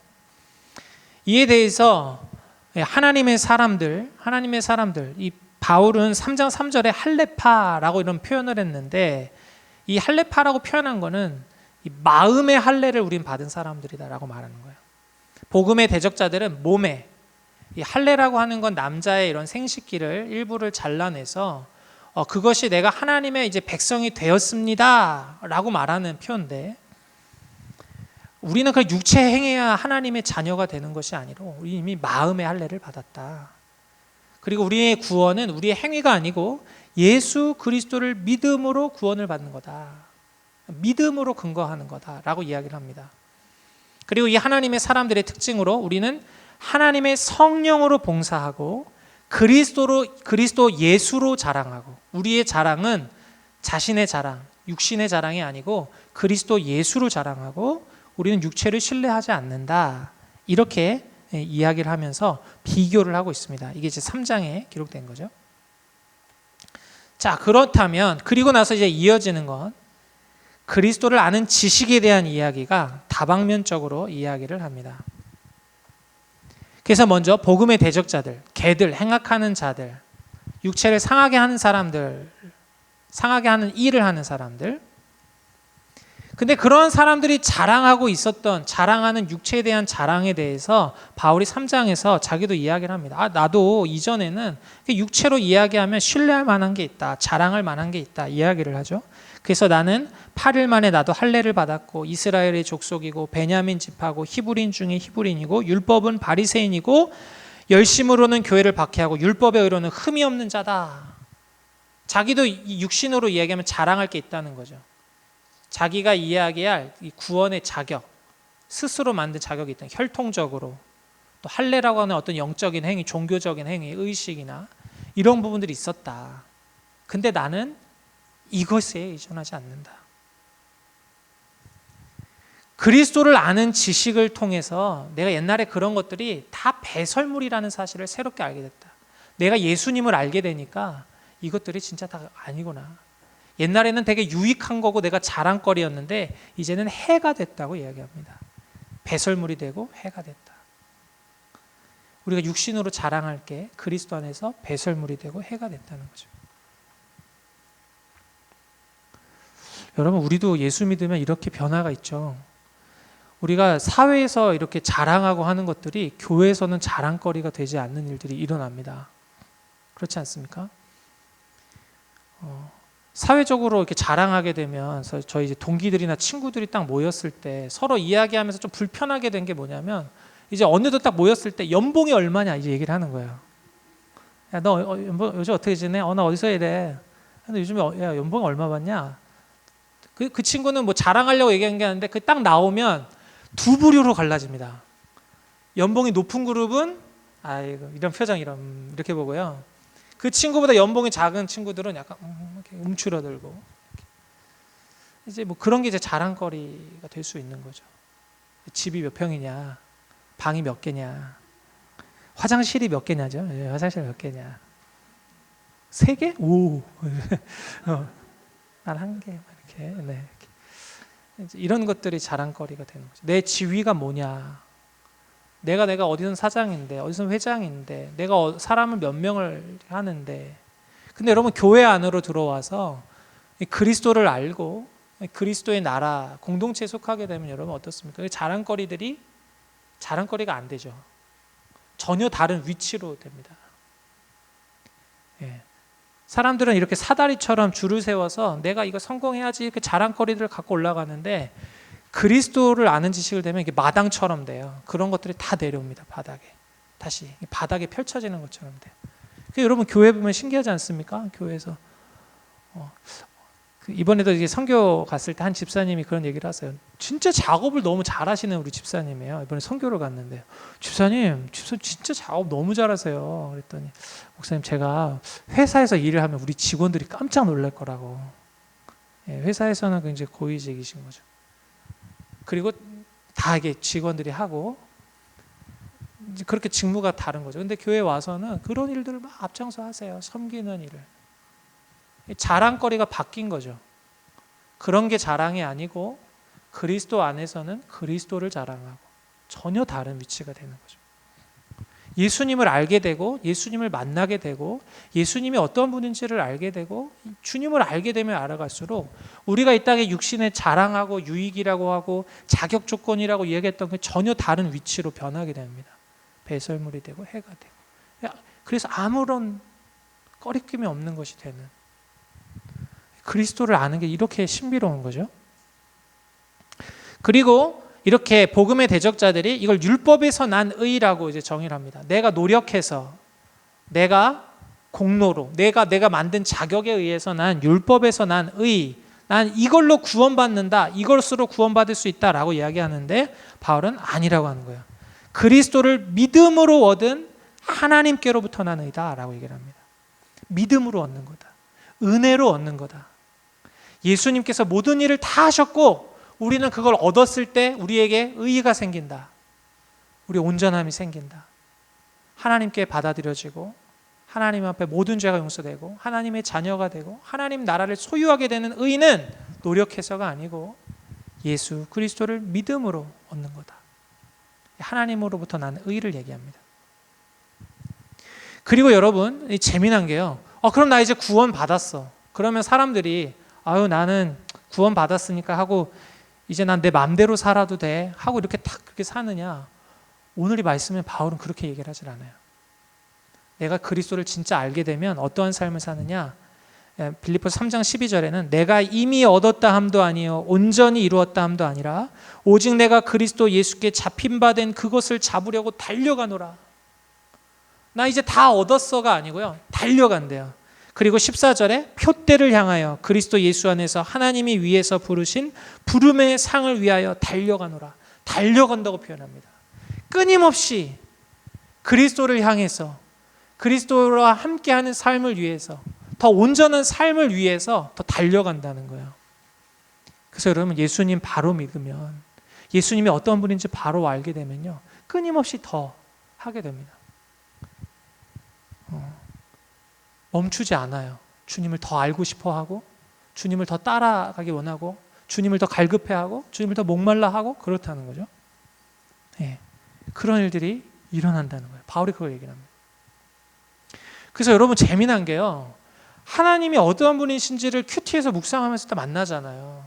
다른 사람의 하나님이었다가 내가 말씀을 묵상하고 하나님이 나의 하나님이 돼서 경험하고 하나님 체험하잖아요. 그러면 더 하나님 알고 싶어해요. 더 하나님을 목말라 합니다. 더 하나님을 사모하고요. 더 하나님을 향한 열심이 생겨요. 더 달려가요. 그러니까 구원받았으면 나 이제 아무것도 안 해도 돼 라고 말하는 사람은 그리스도를 아는 지식이 온전하지 못한 거예요. 네, 그렇다는 거죠. 오늘 이 진정으로 예수님을 바른 관계를 맺고 아는 삶은 이렇게 멈추지 않는 삶, 끊임없이 목말라고 달려가는 삶을 산다는 겁니다. 그리고 이 하나님을 대적하는 사람들의 또 다른 부류가 나오는데 이 십자가의 원수들이라는 표현으로 나옵니다. 근데 이 사람들은 그들의 신은 배다. 이들이 섬기는 건 배다라고 얘기해요.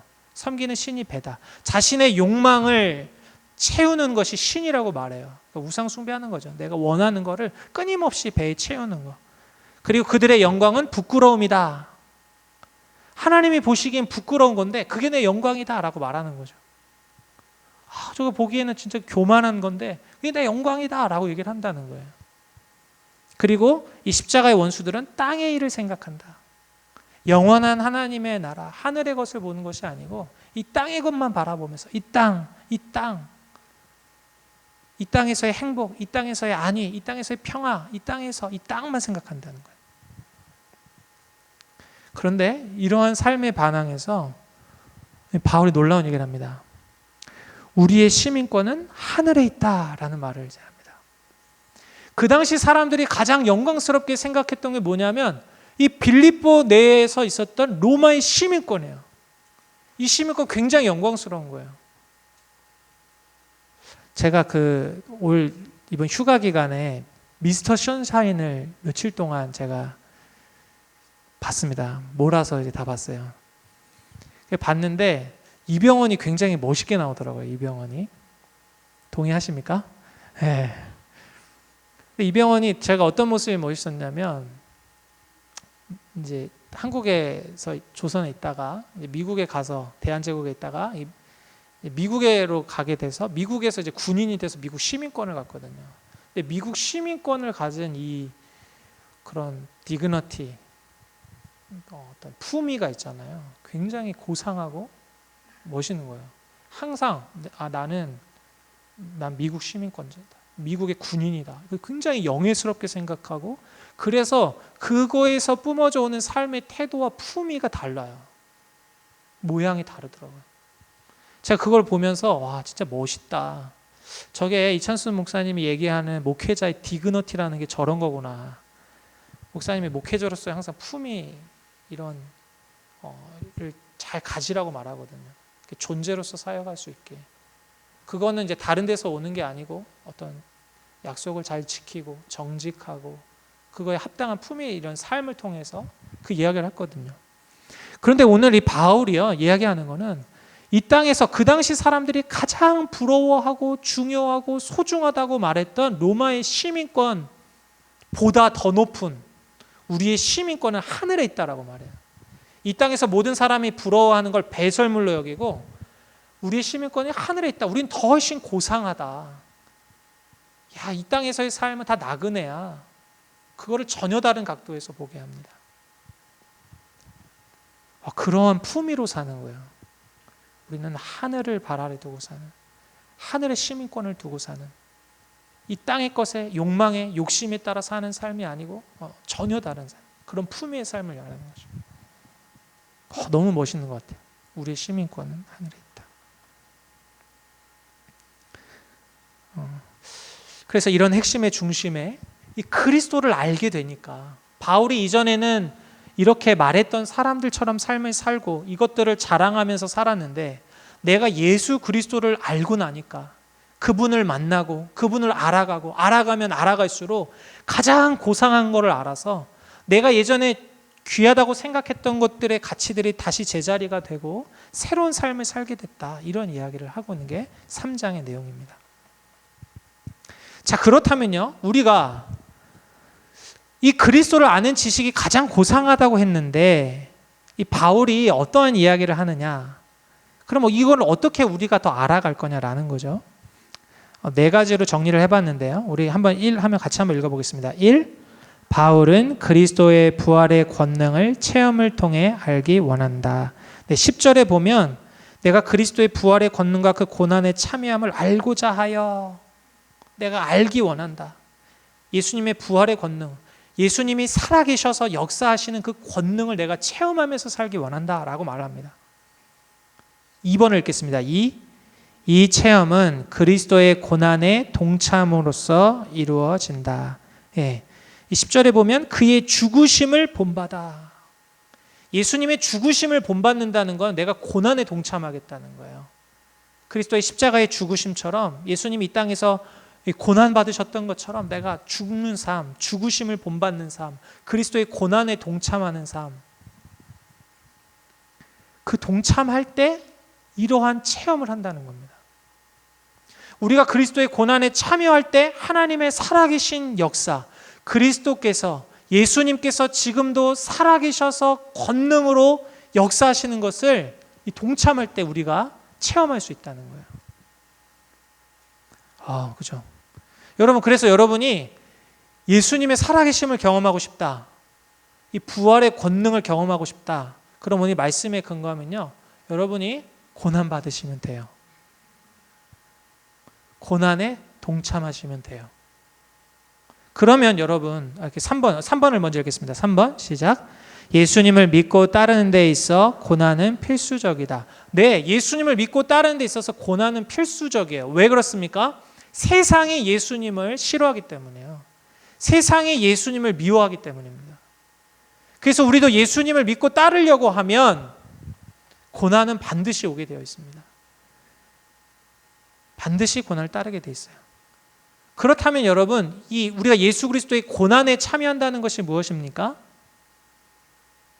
예수 그리스도의 고난에 참여한다는 것은 옛 자아, 예수님을 미워하고 예수님을 등지고 예수님을 원망하고 예수님을 불평하고 예수님을 부인하고 했던 옛 자아, 욕심을 따라 살고 하나님을 대적했던 아까 사람들의 삶, 육신을 자랑했던 삶, 그런 사람 다 죽었다 하고 이제는 내가 새로운 삶, 예수님과 연합된 삶, 예수님이 사셨던 삶, 예수님의 정신과 가치를 구현하는 삶을 살면서 받는 고난, 새 사람이 되어서 삶을 살아가면서 예수님을 따라 삶을 살아가면서 받는 고난, 이게 바로 그리스도의 고난에 참여하는 것입니다. 4번을 같이 읽겠습니다. 4. 성화는 부활하신 그리스도의 능력을 연속하여 체험하는 과정이다. 그리고 우리 성화라고 하는 건요, 너희가 구원을 이루라 라고 말하는 이 성화, 부활하신 그리스도가 날마다 삶에 그 역사하는 것, 이거를 체험하고 또 경험하고 또 경험하고 하는 것이 이 성화라는 겁니다. 이렇게 말을 하는 거죠.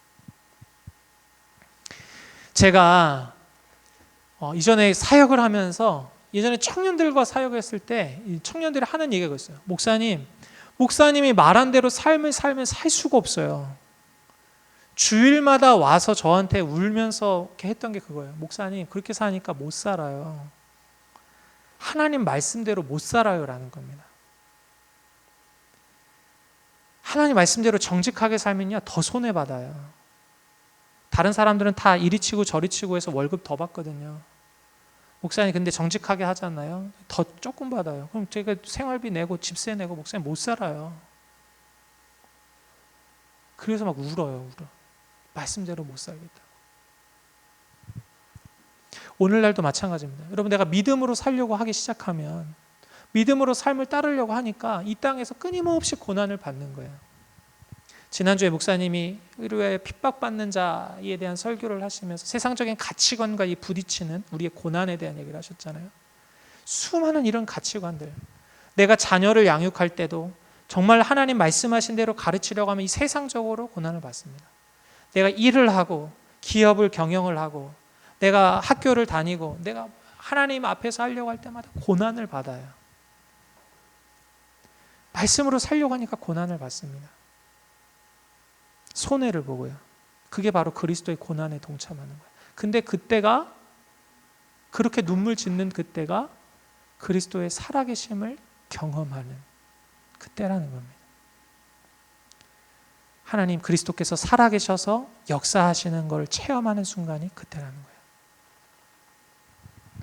제가 얼마 전에 큐티 학교에서 나눴던 어제 주일반에서 나눴던 내용 같네요.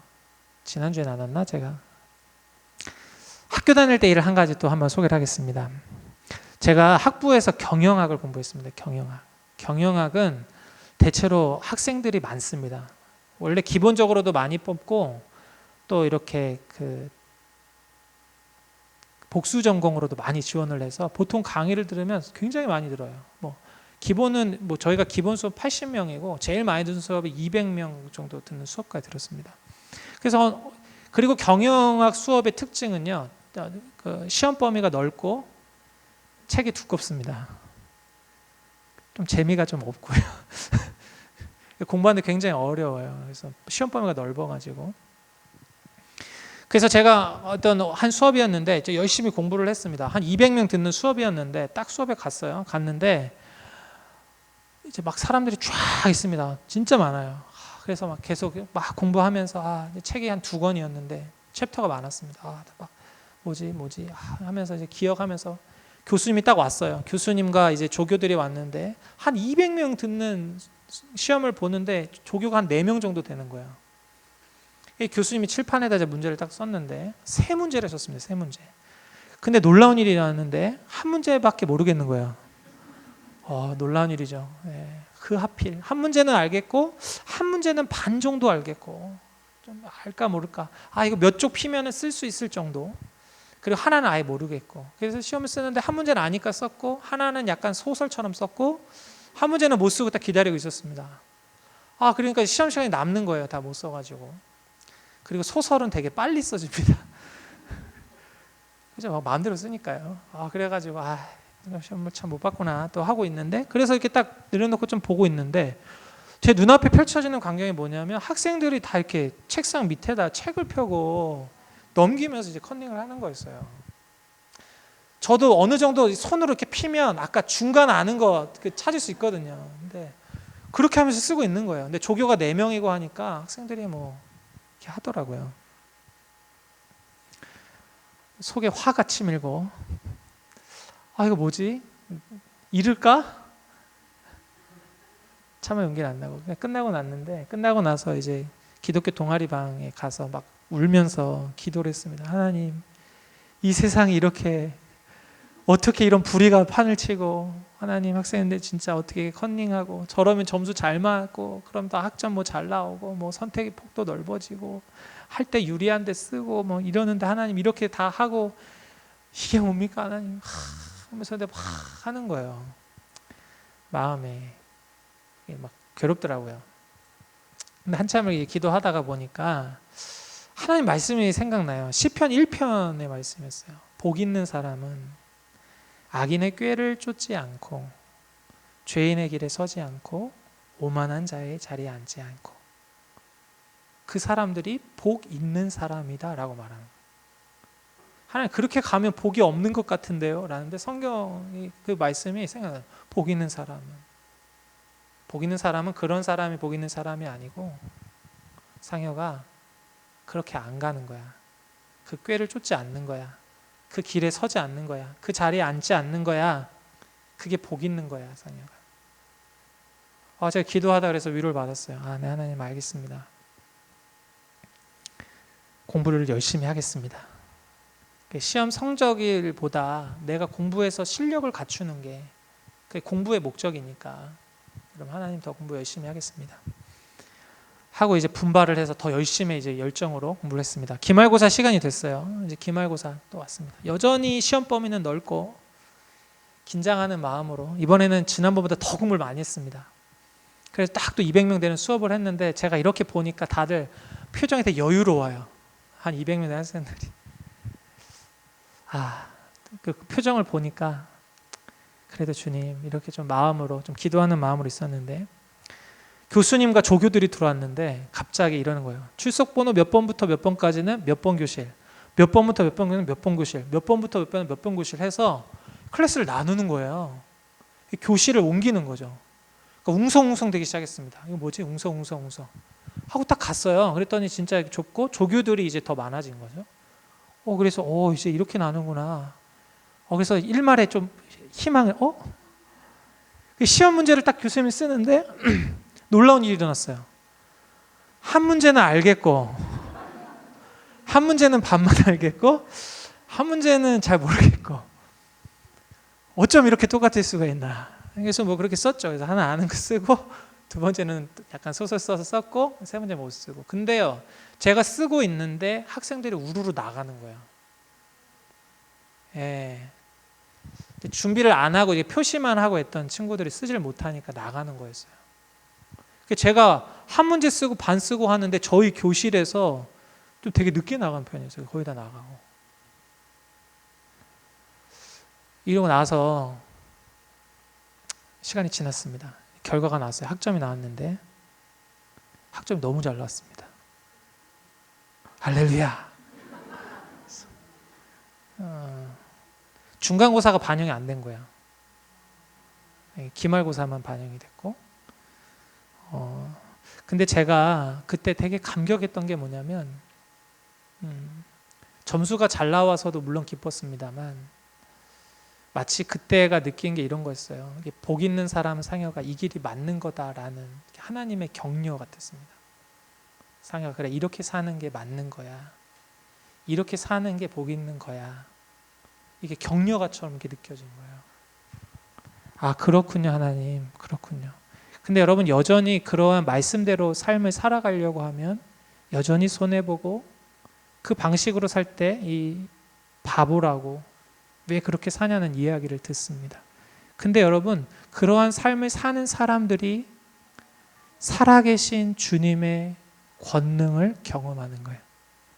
그 사람들에게 하나님의 위로가 임하는 겁니다. 그러는 사람들에게 하늘 영광의 소망이 더 분명히 드러나는 거고 그렇게 사는 사람들이 살려고 할 때 그리스도를 닮은 힘 있는 걸음들이 점점 늘어나는 거예요. 오늘 이제 그렇게 말을 하는 거죠, 여러분. 그리스도를 아는 지식이 고상합니다. 정말 주님을 알아가면 알아갈수록 고상하고요. 삶의 능력과 기쁨이 넘칩니다. 사람들이 자랑하는 것들이 나에게는 이제 것이 아니고 진짜 복이 무엇인지를 누리고 맛보고 기뻐하면서 살아요. 사람들 보기에는 기뻐하는 게 없는데 기쁨에 도취돼서 감격하면서 사는 삶을 살게 됩니다.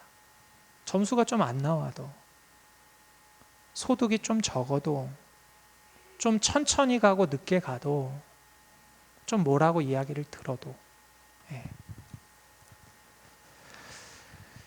제가 이 부분을 다루다가 찬양의 한 곡 생각이 났습니다. 구주를 생각만 해도 이렇게 좋거든. 이 찬양 아시죠? 찬송가 가사인데 우리 한번 아카펠라로 한번 불러볼까요? 목소리로만 한번 불러보겠습니다. 시작. 구주를 생각만 해도 이렇게 좋거든.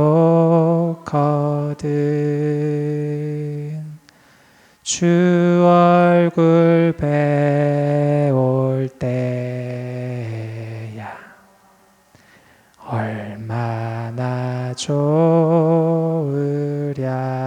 만민의 구주 예수의 만민의 구주 예수의 귀하신 이름은 천지에 있는 이름 중 천지에 있는 이름 중 비할 데 없도다. 참 회개하는 자에게 참 회개하는 자에게 소망이 되시고 소망이 되시고 구하고 찾는 자에게 구하고 찾는 자의 기쁨이 되신다. 기쁨이 되신다. 예수의 넓은 사랑을 예수의 넓은 사랑을 어찌 다 말하랴. 주 사랑 받은 사람 그 사랑 알도다. 그 사랑 알도다. 사랑의 구주 예수여 사랑의 구주 예수여 내 기쁨 되시고 이제로부터 영원히 이제로부터 영광이 되소서. 영광이 되소서. 네. 그리스도의 고난에 참여하는 사람들이 이 찬양 부르면 정말 위로가 될 겁니다. 주님을 생각만 해도 좋은데 주 얼굴 배우면 얼마나 좋을까. 그리스도를 아는 지식, 가장 고상한 지식, 주님이 얼마나 좋으신 분인지 아는 사람이 부르는 고백이죠. 여러분, 이렇게 주님을 아는 지식에서 자라가는 이런 부활의 권능으로 역사하시는 주님을 체험하면서 살아가시는 우리 모두가 될 수 있기를 축복합니다. 네. 마지막으로 이제 4장입니다. 4장. 4장에서는 이제 권면과 감사의 부분이 나오고 있습니다. 그래서 앞부분인 주 안에 서라, 그리고 믿음 안에서 기뻐하라, 빌립보 교인들의 선물에 대한 감사와 이 바울의 하나님 안에서의 만족을 이야기하고요. 마지막으로 끝인사와 축도로 이제 빌립보서가 마무리하게 됩니다. 자, 제목을 한번 읽어보겠습니다. 시작. 믿음의 형제들과 함께하는 기쁨. 이 기쁨에 대한 설명을 하면서 바울이 이제 4장에 들어가면 나의 기쁨이요 면류가 아닌 사랑하는 자들아, 빌립보 교인들에게 그들은 나의 기쁨이다. 믿음의 형제들을 향해서 그들은 나의 기쁨이다 라고 말합니다.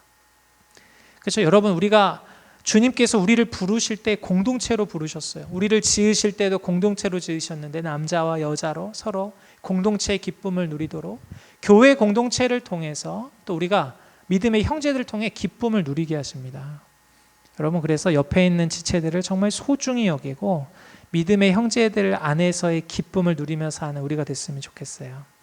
그런데 여러분, 이 4장 2절에 보면 이제 바울이 유오디아와 순두계, 이 두 유력자였던 빌립보 교회 두 여인의 불화, 갈등에 대해 이야기합니다. 그러면서 당부해요. 주 안에서 같은 마음을 품으라. 그래서 바울이 빌립보서 앞에서부터 쭉 이야기했던 내용이 나왔던 건 뭐냐면 끊임없는 겸손과 사랑, 겸손과 사랑, 한 마음을 이루고 한 뜻을 이루고 같은 사랑을 이루고 나의 이익보다 다른 사람의 이익을 누리고 이런 모든 이야기를 통해서 이런 한 마음을 품는 것, 주 안에서 같은 마음을 품는 것. 그래서 밖으로나 안으로나 이런 한 마음으로 승리하는 기쁨을 누리도록 빌립보 교회를 당부하고 있는 겁니다. 그리고 여러분, 이 3절에 보면 복음에 나와 함께 힘쓰던 여인들을 돕고 또한 글레멘드와 그의 나의 동역자들을 도우라.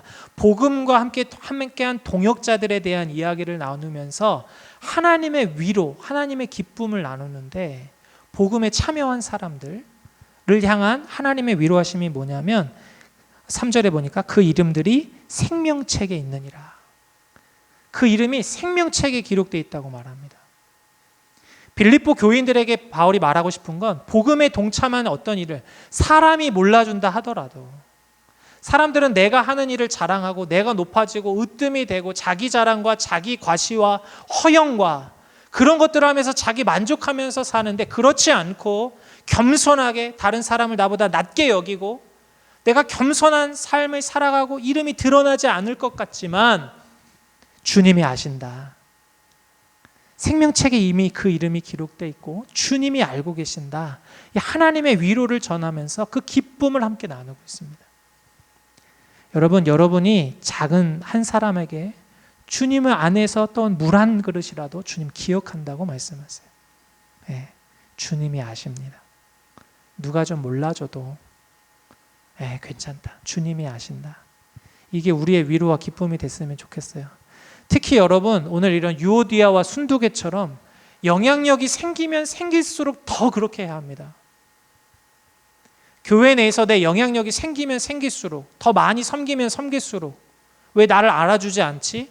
왜 내가 하는 거 내 이야기를 경청하지 않지? 내가 하라는 대로 왜 하지 않지? 이러한 불화를 조심해야 돼요. 경계해야 해요. 빌립보서의 말씀을 보면서 내 이름이 생명책에 기록된 것으로 기뻐할 수 있는 주님이 아신다. 그거면 된다. 이 마음을 잃지 않는 저와 여러분이 됐으면 좋겠습니다. 그리고 이어지는 구절은 믿음 안에서의 기쁨을 이야기합니다. 그래서 4절에는 주 안에서 항상 기뻐하라 라고 말하고요.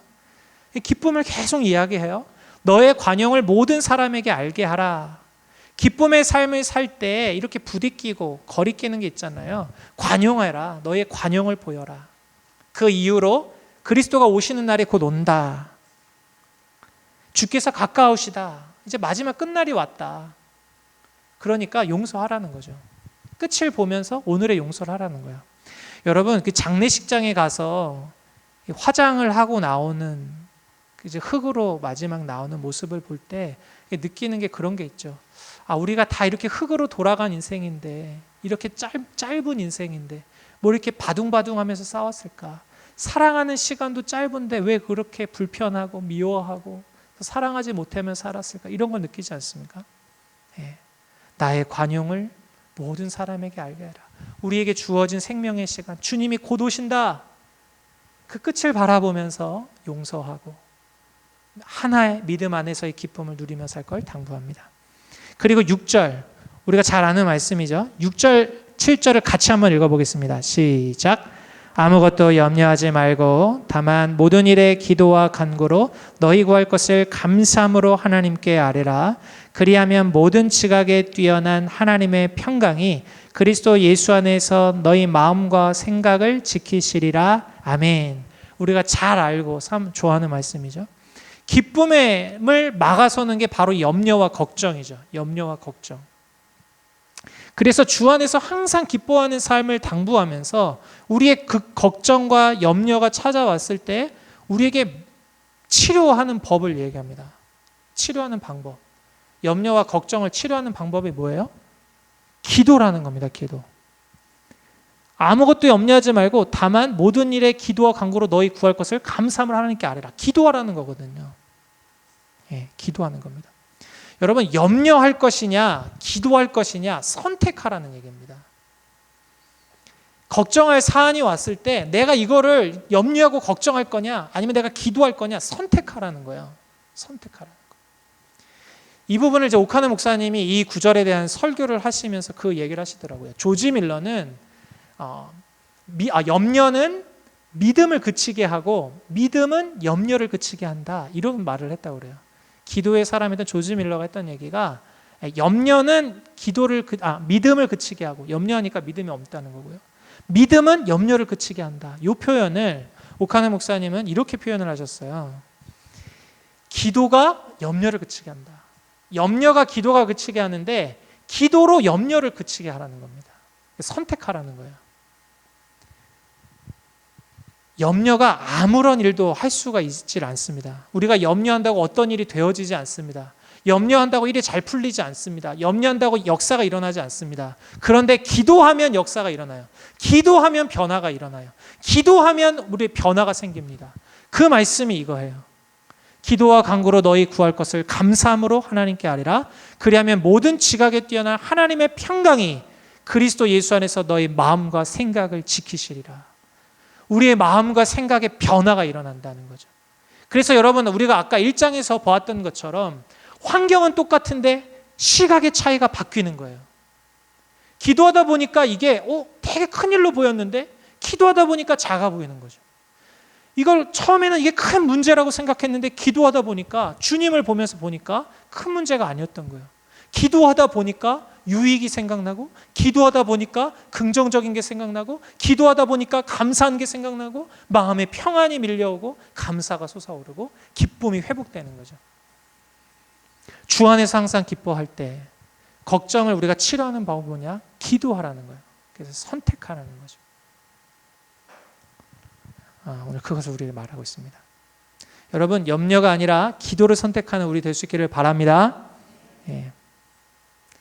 찬양이 있죠? 기도할 수 있는데 모르시나요? 왜 걱정하십니까? 네. 모르시는 분들은 유튜브에 찾아보시면 아주 좋은 찬양이죠. 예. 기도를 선택하라 라는 말씀이에요. 자, 한 가지 더 말씀이 또 있습니다. 4장 13절 말씀으로 같이 한번 읽어보겠습니다. 시작. 내게 능력 주시는 자 안에서 내가 모든 것을 할 수 있느니라. 아멘. 우리가 빌립보서에서 많이 우리가 좋아하는 말씀 중에 하나입니다. 내게 능력 주시는 자 안에서 내가 모든 것을 할 수 있느니라. 바울이 이 말씀을 한 이 문맥을 보면요, 어떤 이야기냐면 내가 가난할 때도 처해봤고 풍부에도 처해봤다. 그런데 내가 자족하는 법을 배웠다. 가난하든 부유하든 자족하는 법을 배웠다라고 말합니다. 상황이 바뀌었다가 아니에요. 빌립보 교회인들이 에바브로디를 통해서 이런 선물, 후원금을 가져와서 자기가 어떤 사역에 새로운 이렇게 부유했기 때문에 내가 자족했다가 아니고 내가 이 자족하는 법을 배웠다 이야기를 하는 거죠. 그러면 이건 무엇을 얘기하냐면 새로운 깨달음, 새로운 마음을 배우게 됐다는 거예요. 그러면 그건 뭐냐? 내가 일체에 만족하는 그 비결이 뭐냐? 그거는 그리스도를 의지하는 것이다 라는 거였습니다. 가난할 때 주님을 의지하고 부유할 때도 내가 그리스도를 의지하고, 내가 부유할 때 그리스도를 의지하지 않으면 넘어지고, 가난할 때 내가 그리스도를 의지하지 않으면 내가 절망하고, 어떤 상황이든 상관없이 내가 그리스도를 의지하고, 내가 그리스도를 의지했더니 그리스도께서 능력을 주셔서 내가 모든 상황 속에서도 만족할 수 있는 법을 얻었다. 이것을 이야기하는 겁니다. 그래서 여러분, 우리가 가난할 때도 주님을 의지하고, 부할 때도 내가 주님을 의지하고, 일이 잘 될 때도 주님을 의지하고, 일이 잘 안 될 때도 주님을 의지하고, 여러분, 그렇게 주님을 의지할 때 우리는 자족하는 삶을 살 수가 있습니다. 오늘 그걸 말해요. 우리가 주님을 의지할 때 주님께서는 능력을 주신다. 그 능력으로 우리가 만족하면서 삶을 사는 거다. 가난해도 비굴하지 않고 부해도 교만하지 않고 정말로 우리가 만족하는 삶을 살 수 있다 말하는 거죠. 버논 맥지라는 사람이 이런 글을 썼습니다. 그리스도께서는 당신으로 하여금 무엇을 보게 하시더라도 당신이 그것을 해낼 수 있는 힘을 공급하신다. 그렇다고 당신이 하고자 하는 것은 무엇이든 할 수 있는 무제한의 능력을 당신에게 주시는 것은 아니다. 그분이 당신에게 주시는 것은 당신을 향한 그분의 뜻이라는 맥락 안에서 모든 것을 할 수 있는 힘이다. 내게 능력 주시는 자 안에서 모든 걸 할 수 있다. I can do everything. 상혁이는 수석이다 하고 공부하면 수석이 되는 게 아니라는 거예요. 할 수도 있고 안 할 수도 있어요. 믿으십니까? 네. 무제한의 능력을 주신다는 게 아니에요. 근데 나를 향하신 하나님의 뜻 안에서 주님이 필요하면 능력을 공급해 주신다는 거예요. 주님, 나에게 사명을 주셨는데 주님께서 내가 이걸 어떻게 감당하죠? 주님, 기도했더니 감당할 수 있는 능력을 주시는 거예요. 내 삶의 환경이 지금 이래서 내가 주님에 따라 삶을 못 살겠어요. 근데 주님을 의지하니까 주님이 감당할 수 있는 능력을 주셔서 산다는 거죠. 제가 이런 성도님들 진짜 많이 와요. 우리 교회 성도님들 제가 신방하고 뵈면 아니, 권사님 어떻게 그런 데 삶을 사세요? 가정에서 자녀의 문제, 부모의 문제 다 막혀 있어요. 사방이 막혀 있는 것 같아요. 어떻게 사세요? 그러면서도 일도 하고 어떻게 사세요? 근데 답은 그거예요. 내가 하나님 때문에 살아요. 그런데도 순장도 하고, 그런데도 교육부서도 섬기고, 그러면서 일하고, 가정도 돌보고, 자녀도 돌보고, 아픈 거 다 감당하면서, 기도하면서 사시면서 하시는 답이 그거예요. 내가 하나님 때문에 살아요. 능력 주시는 자 때문에 사는 거예요. 놀라운 일이에요. 주님이 능력을 부어주시는 거죠. 그래서 여러분, 내게 능력 주시는 자 안에서 우리가 모든 거 할 수 있다. 주님을 그렇게 의지하면서 삶을 살아가는, 그래서 주님의 공급하시는 힘과 능력으로 살아가는, 그래서 이 고백이 저와 여러분의 고백이 될 수 있는 복된 삶 되시기를 축복합니다. 거의 다 왔어요. 자, 우리 제목을 한번 읽겠습니다. 시작. 그리스도의 공급하심 안에서의 기쁨. 우리 18절 19절을 같이 한번 읽어보겠습니다. 시작. 내게는 모든 것이 있고 또 풍부한지라 에바브로디도 편에 너희가 준 것을 받음으로 내가 풍족하니 이는 받으실 만한 향기로운 제물이요 하나님을 기쁘시게 한 것이라. 나의 하나님이 그리스도 예수 안에서 영광 가운데 그 풍성한 대로 너희 모든 쓸 것을 채우시리라. 아멘. 자, 바울이 복음을 위한 일을 감당하고 있었습니다. 종이죠. 종으로서 주님이 말씀하신 일을 감당하고 있었어요. 근데 필요가 있었어요. 그런데 빌립보 교회가 너희가 준 것을 받음으로 에바브로디도를 통해서 후원을 줘서 충족하게 됐어요. 그랬더니 이 바울의 고백을 보세요. 이는 받으실 만한 향기로운 제물이요 하나님을 기쁘시게 한 것이라. 바울이 받았는데 너희가 준 것 하나님이 기쁘시게 받은 거다라고 말합니다. 왜요? 지금 종으로서 바울이 주님의 일을 하고 있거든요. 주님을 위한 일에 협력했기 때문에 이건 하나님께 드린 거다. 하나님을 기쁘시게 한 거다. 나의 그리스도의 종인 나의 필요를 채운 건 하나님을 기쁘시게 한 거다 얘기를 합니다. 그러면서 19절에 나의 하나님이 그리스도 예수 안에서 영광 가운데 그 풍성한 대로 너희 모든 쓸 것을 채우시리라. 하나님이 이제 너가 공급을 해줬으니까 풍성한 대로 이제 너희 쓸 것을 채우실 거다 말하는 거예요. 하나님이 이제 너희 쓸 것을 채우실 거다. 이것이 말하는 건 이겁니다. 1번을 같이 한번 읽어볼까요? 시작. 다른 사람의 필요를 돌아보는 것은 그리스도의 필요를 채우는 것이다. 2. 우리가 다른 사람에게 필요한 것을 줄 때 하나님은 당신에게 필요한 모든 것을 공급하신다. 아멘. 아멘입니다.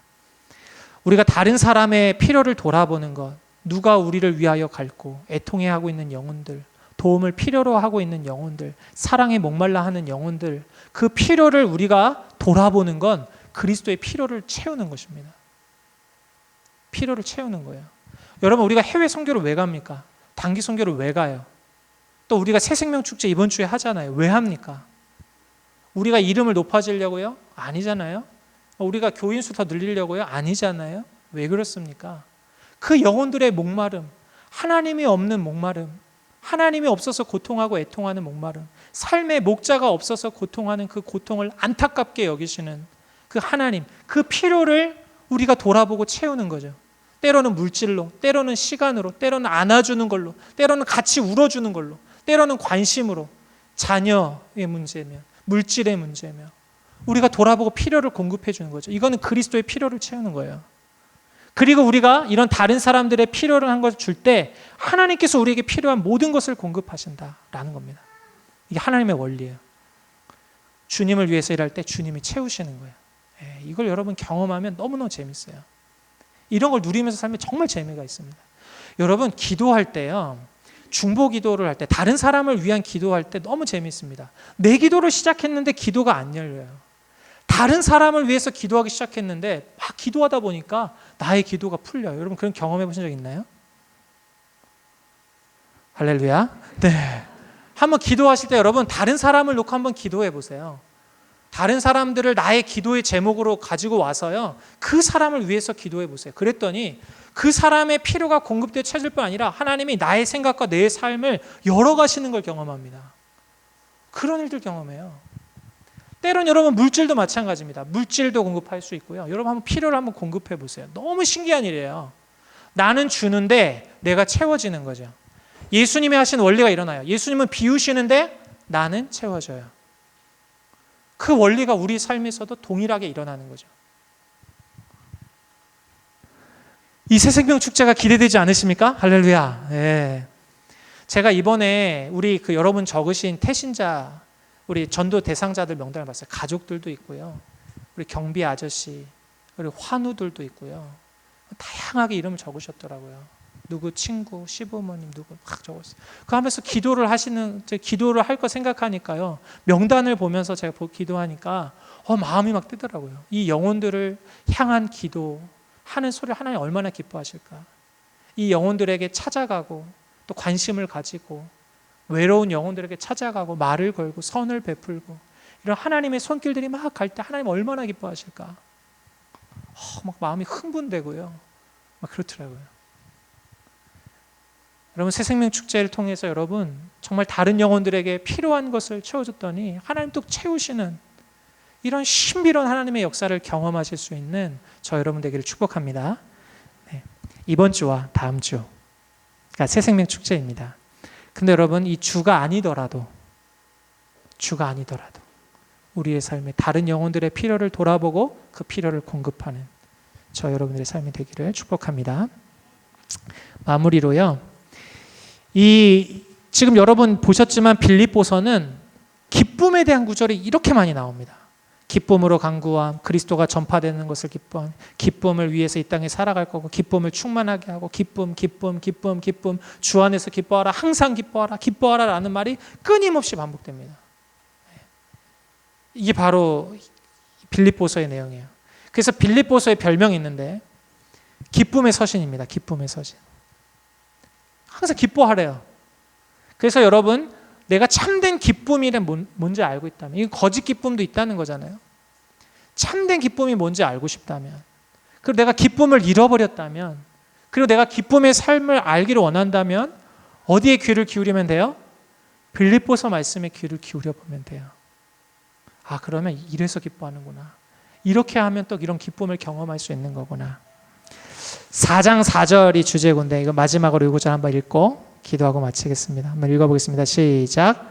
주 안에서 항상 기뻐하라. 내가 다시 말하노니 기뻐하라. 아멘. 그리스도를 아는, 주님을 아는 기쁨 안에서 정말 기쁨의 회복, 이 기쁨을 누리시는 삶을 살아가는 저 여러분이 됐으면 좋겠습니다. 원래는 유다서까지 다 준비를 했는데 어떻게 하죠? 마무리를 하겠습니다.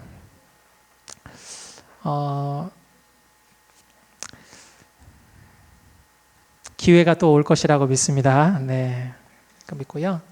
같이 한번 기도하고 마무리를 하겠습니다. 네, 오늘 바로 기도를 한번 할게요. 네, 반주 한번 해주시고요.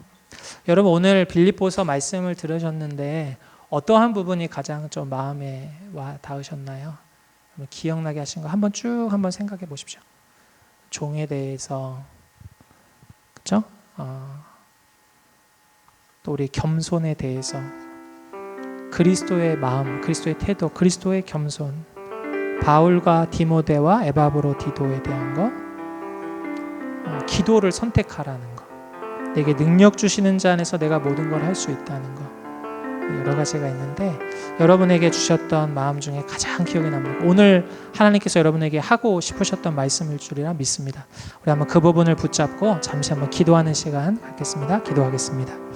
하나님 아버지, 우리가 이 땅의 삶을 살아가면서 정말 내게 능력 주시는 자 안에서 내가 모든 것을 할 수 있다 말했던 바울의 고백이 우리의 기쁨 되기 원합니다. 우리의 고백이 되기 원합니다. 하나님, 우리의 많은 환경을 마주합니다. 우리의 눈을 열어주셔서 하나님, 우리가 우리의 매임 앞에 좌절하고 낙심하지 않게 해주시고, 교만하거나 하나님 아버지 절망하지 않게 해주시고, 하나님 주님을 의지하면서 모든 순간 매 상황 주님을 바라고 주님을 의지하고 주님의 공급하심과 도움을 의지하면서 하나님, 내게 능력 주시는 자 안에서 내가 모든 것을 할 수 있습니다 라는 고백이 나의 삶의 고백이 될 수 있도록 도와주옵소서.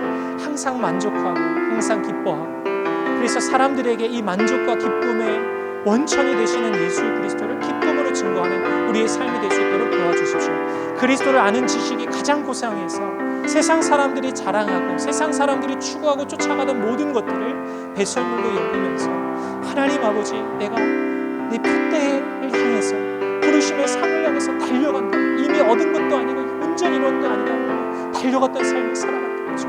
하늘의 시민권이 있다, 그러한 품격과 품위를 가지고 살아갔던 것처럼 하나님, 우리의 삶에도 그리스도의 고난에 참여하며 하나님 부활의 능력을 경험하고 맛보면서 하나님 아버지, 정말 격이 다른 품위 있는 그리스도인의 삶, 복음에 합당한 삶을 살아가는 우리의 삶이 될 수 있도록 하나님 인도해 주옵소서. 주님 도와주옵소서. 하나님 아버지, 그리스도께서 자기를 비우심으로 우리를 부요하게 하신 그 겸손과 또 죽기까지 복종하심으로 십자가의 죽으심으로 우리를 향하여 보이신 그 말로 다할 수 없는 사랑을 보았습니다. 그리스도의 마음을 품는 우리가 되도록 도와주옵소서. 그래서 그리스도의 고난에 참여하며 부활의 능력을 경험하며 살아계신 주님을 체험하고 경험하고, 그래서 주 안에서 항상 기뻐하는 삶을 누리며 살아가는 우리 모두가 되도록 인도해 주옵소서. 우리를 통하여 다른 사람들이 채워지고 다른 이가 부요해지고, 그래서 그리스도의 고난에, 그리스도의 기쁨에 참여하는 종의 삶을 살아가는 우리 모두가 되도록 주님 인도해 주옵소서. 예수님의 이름으로 기도합니다. 아멘.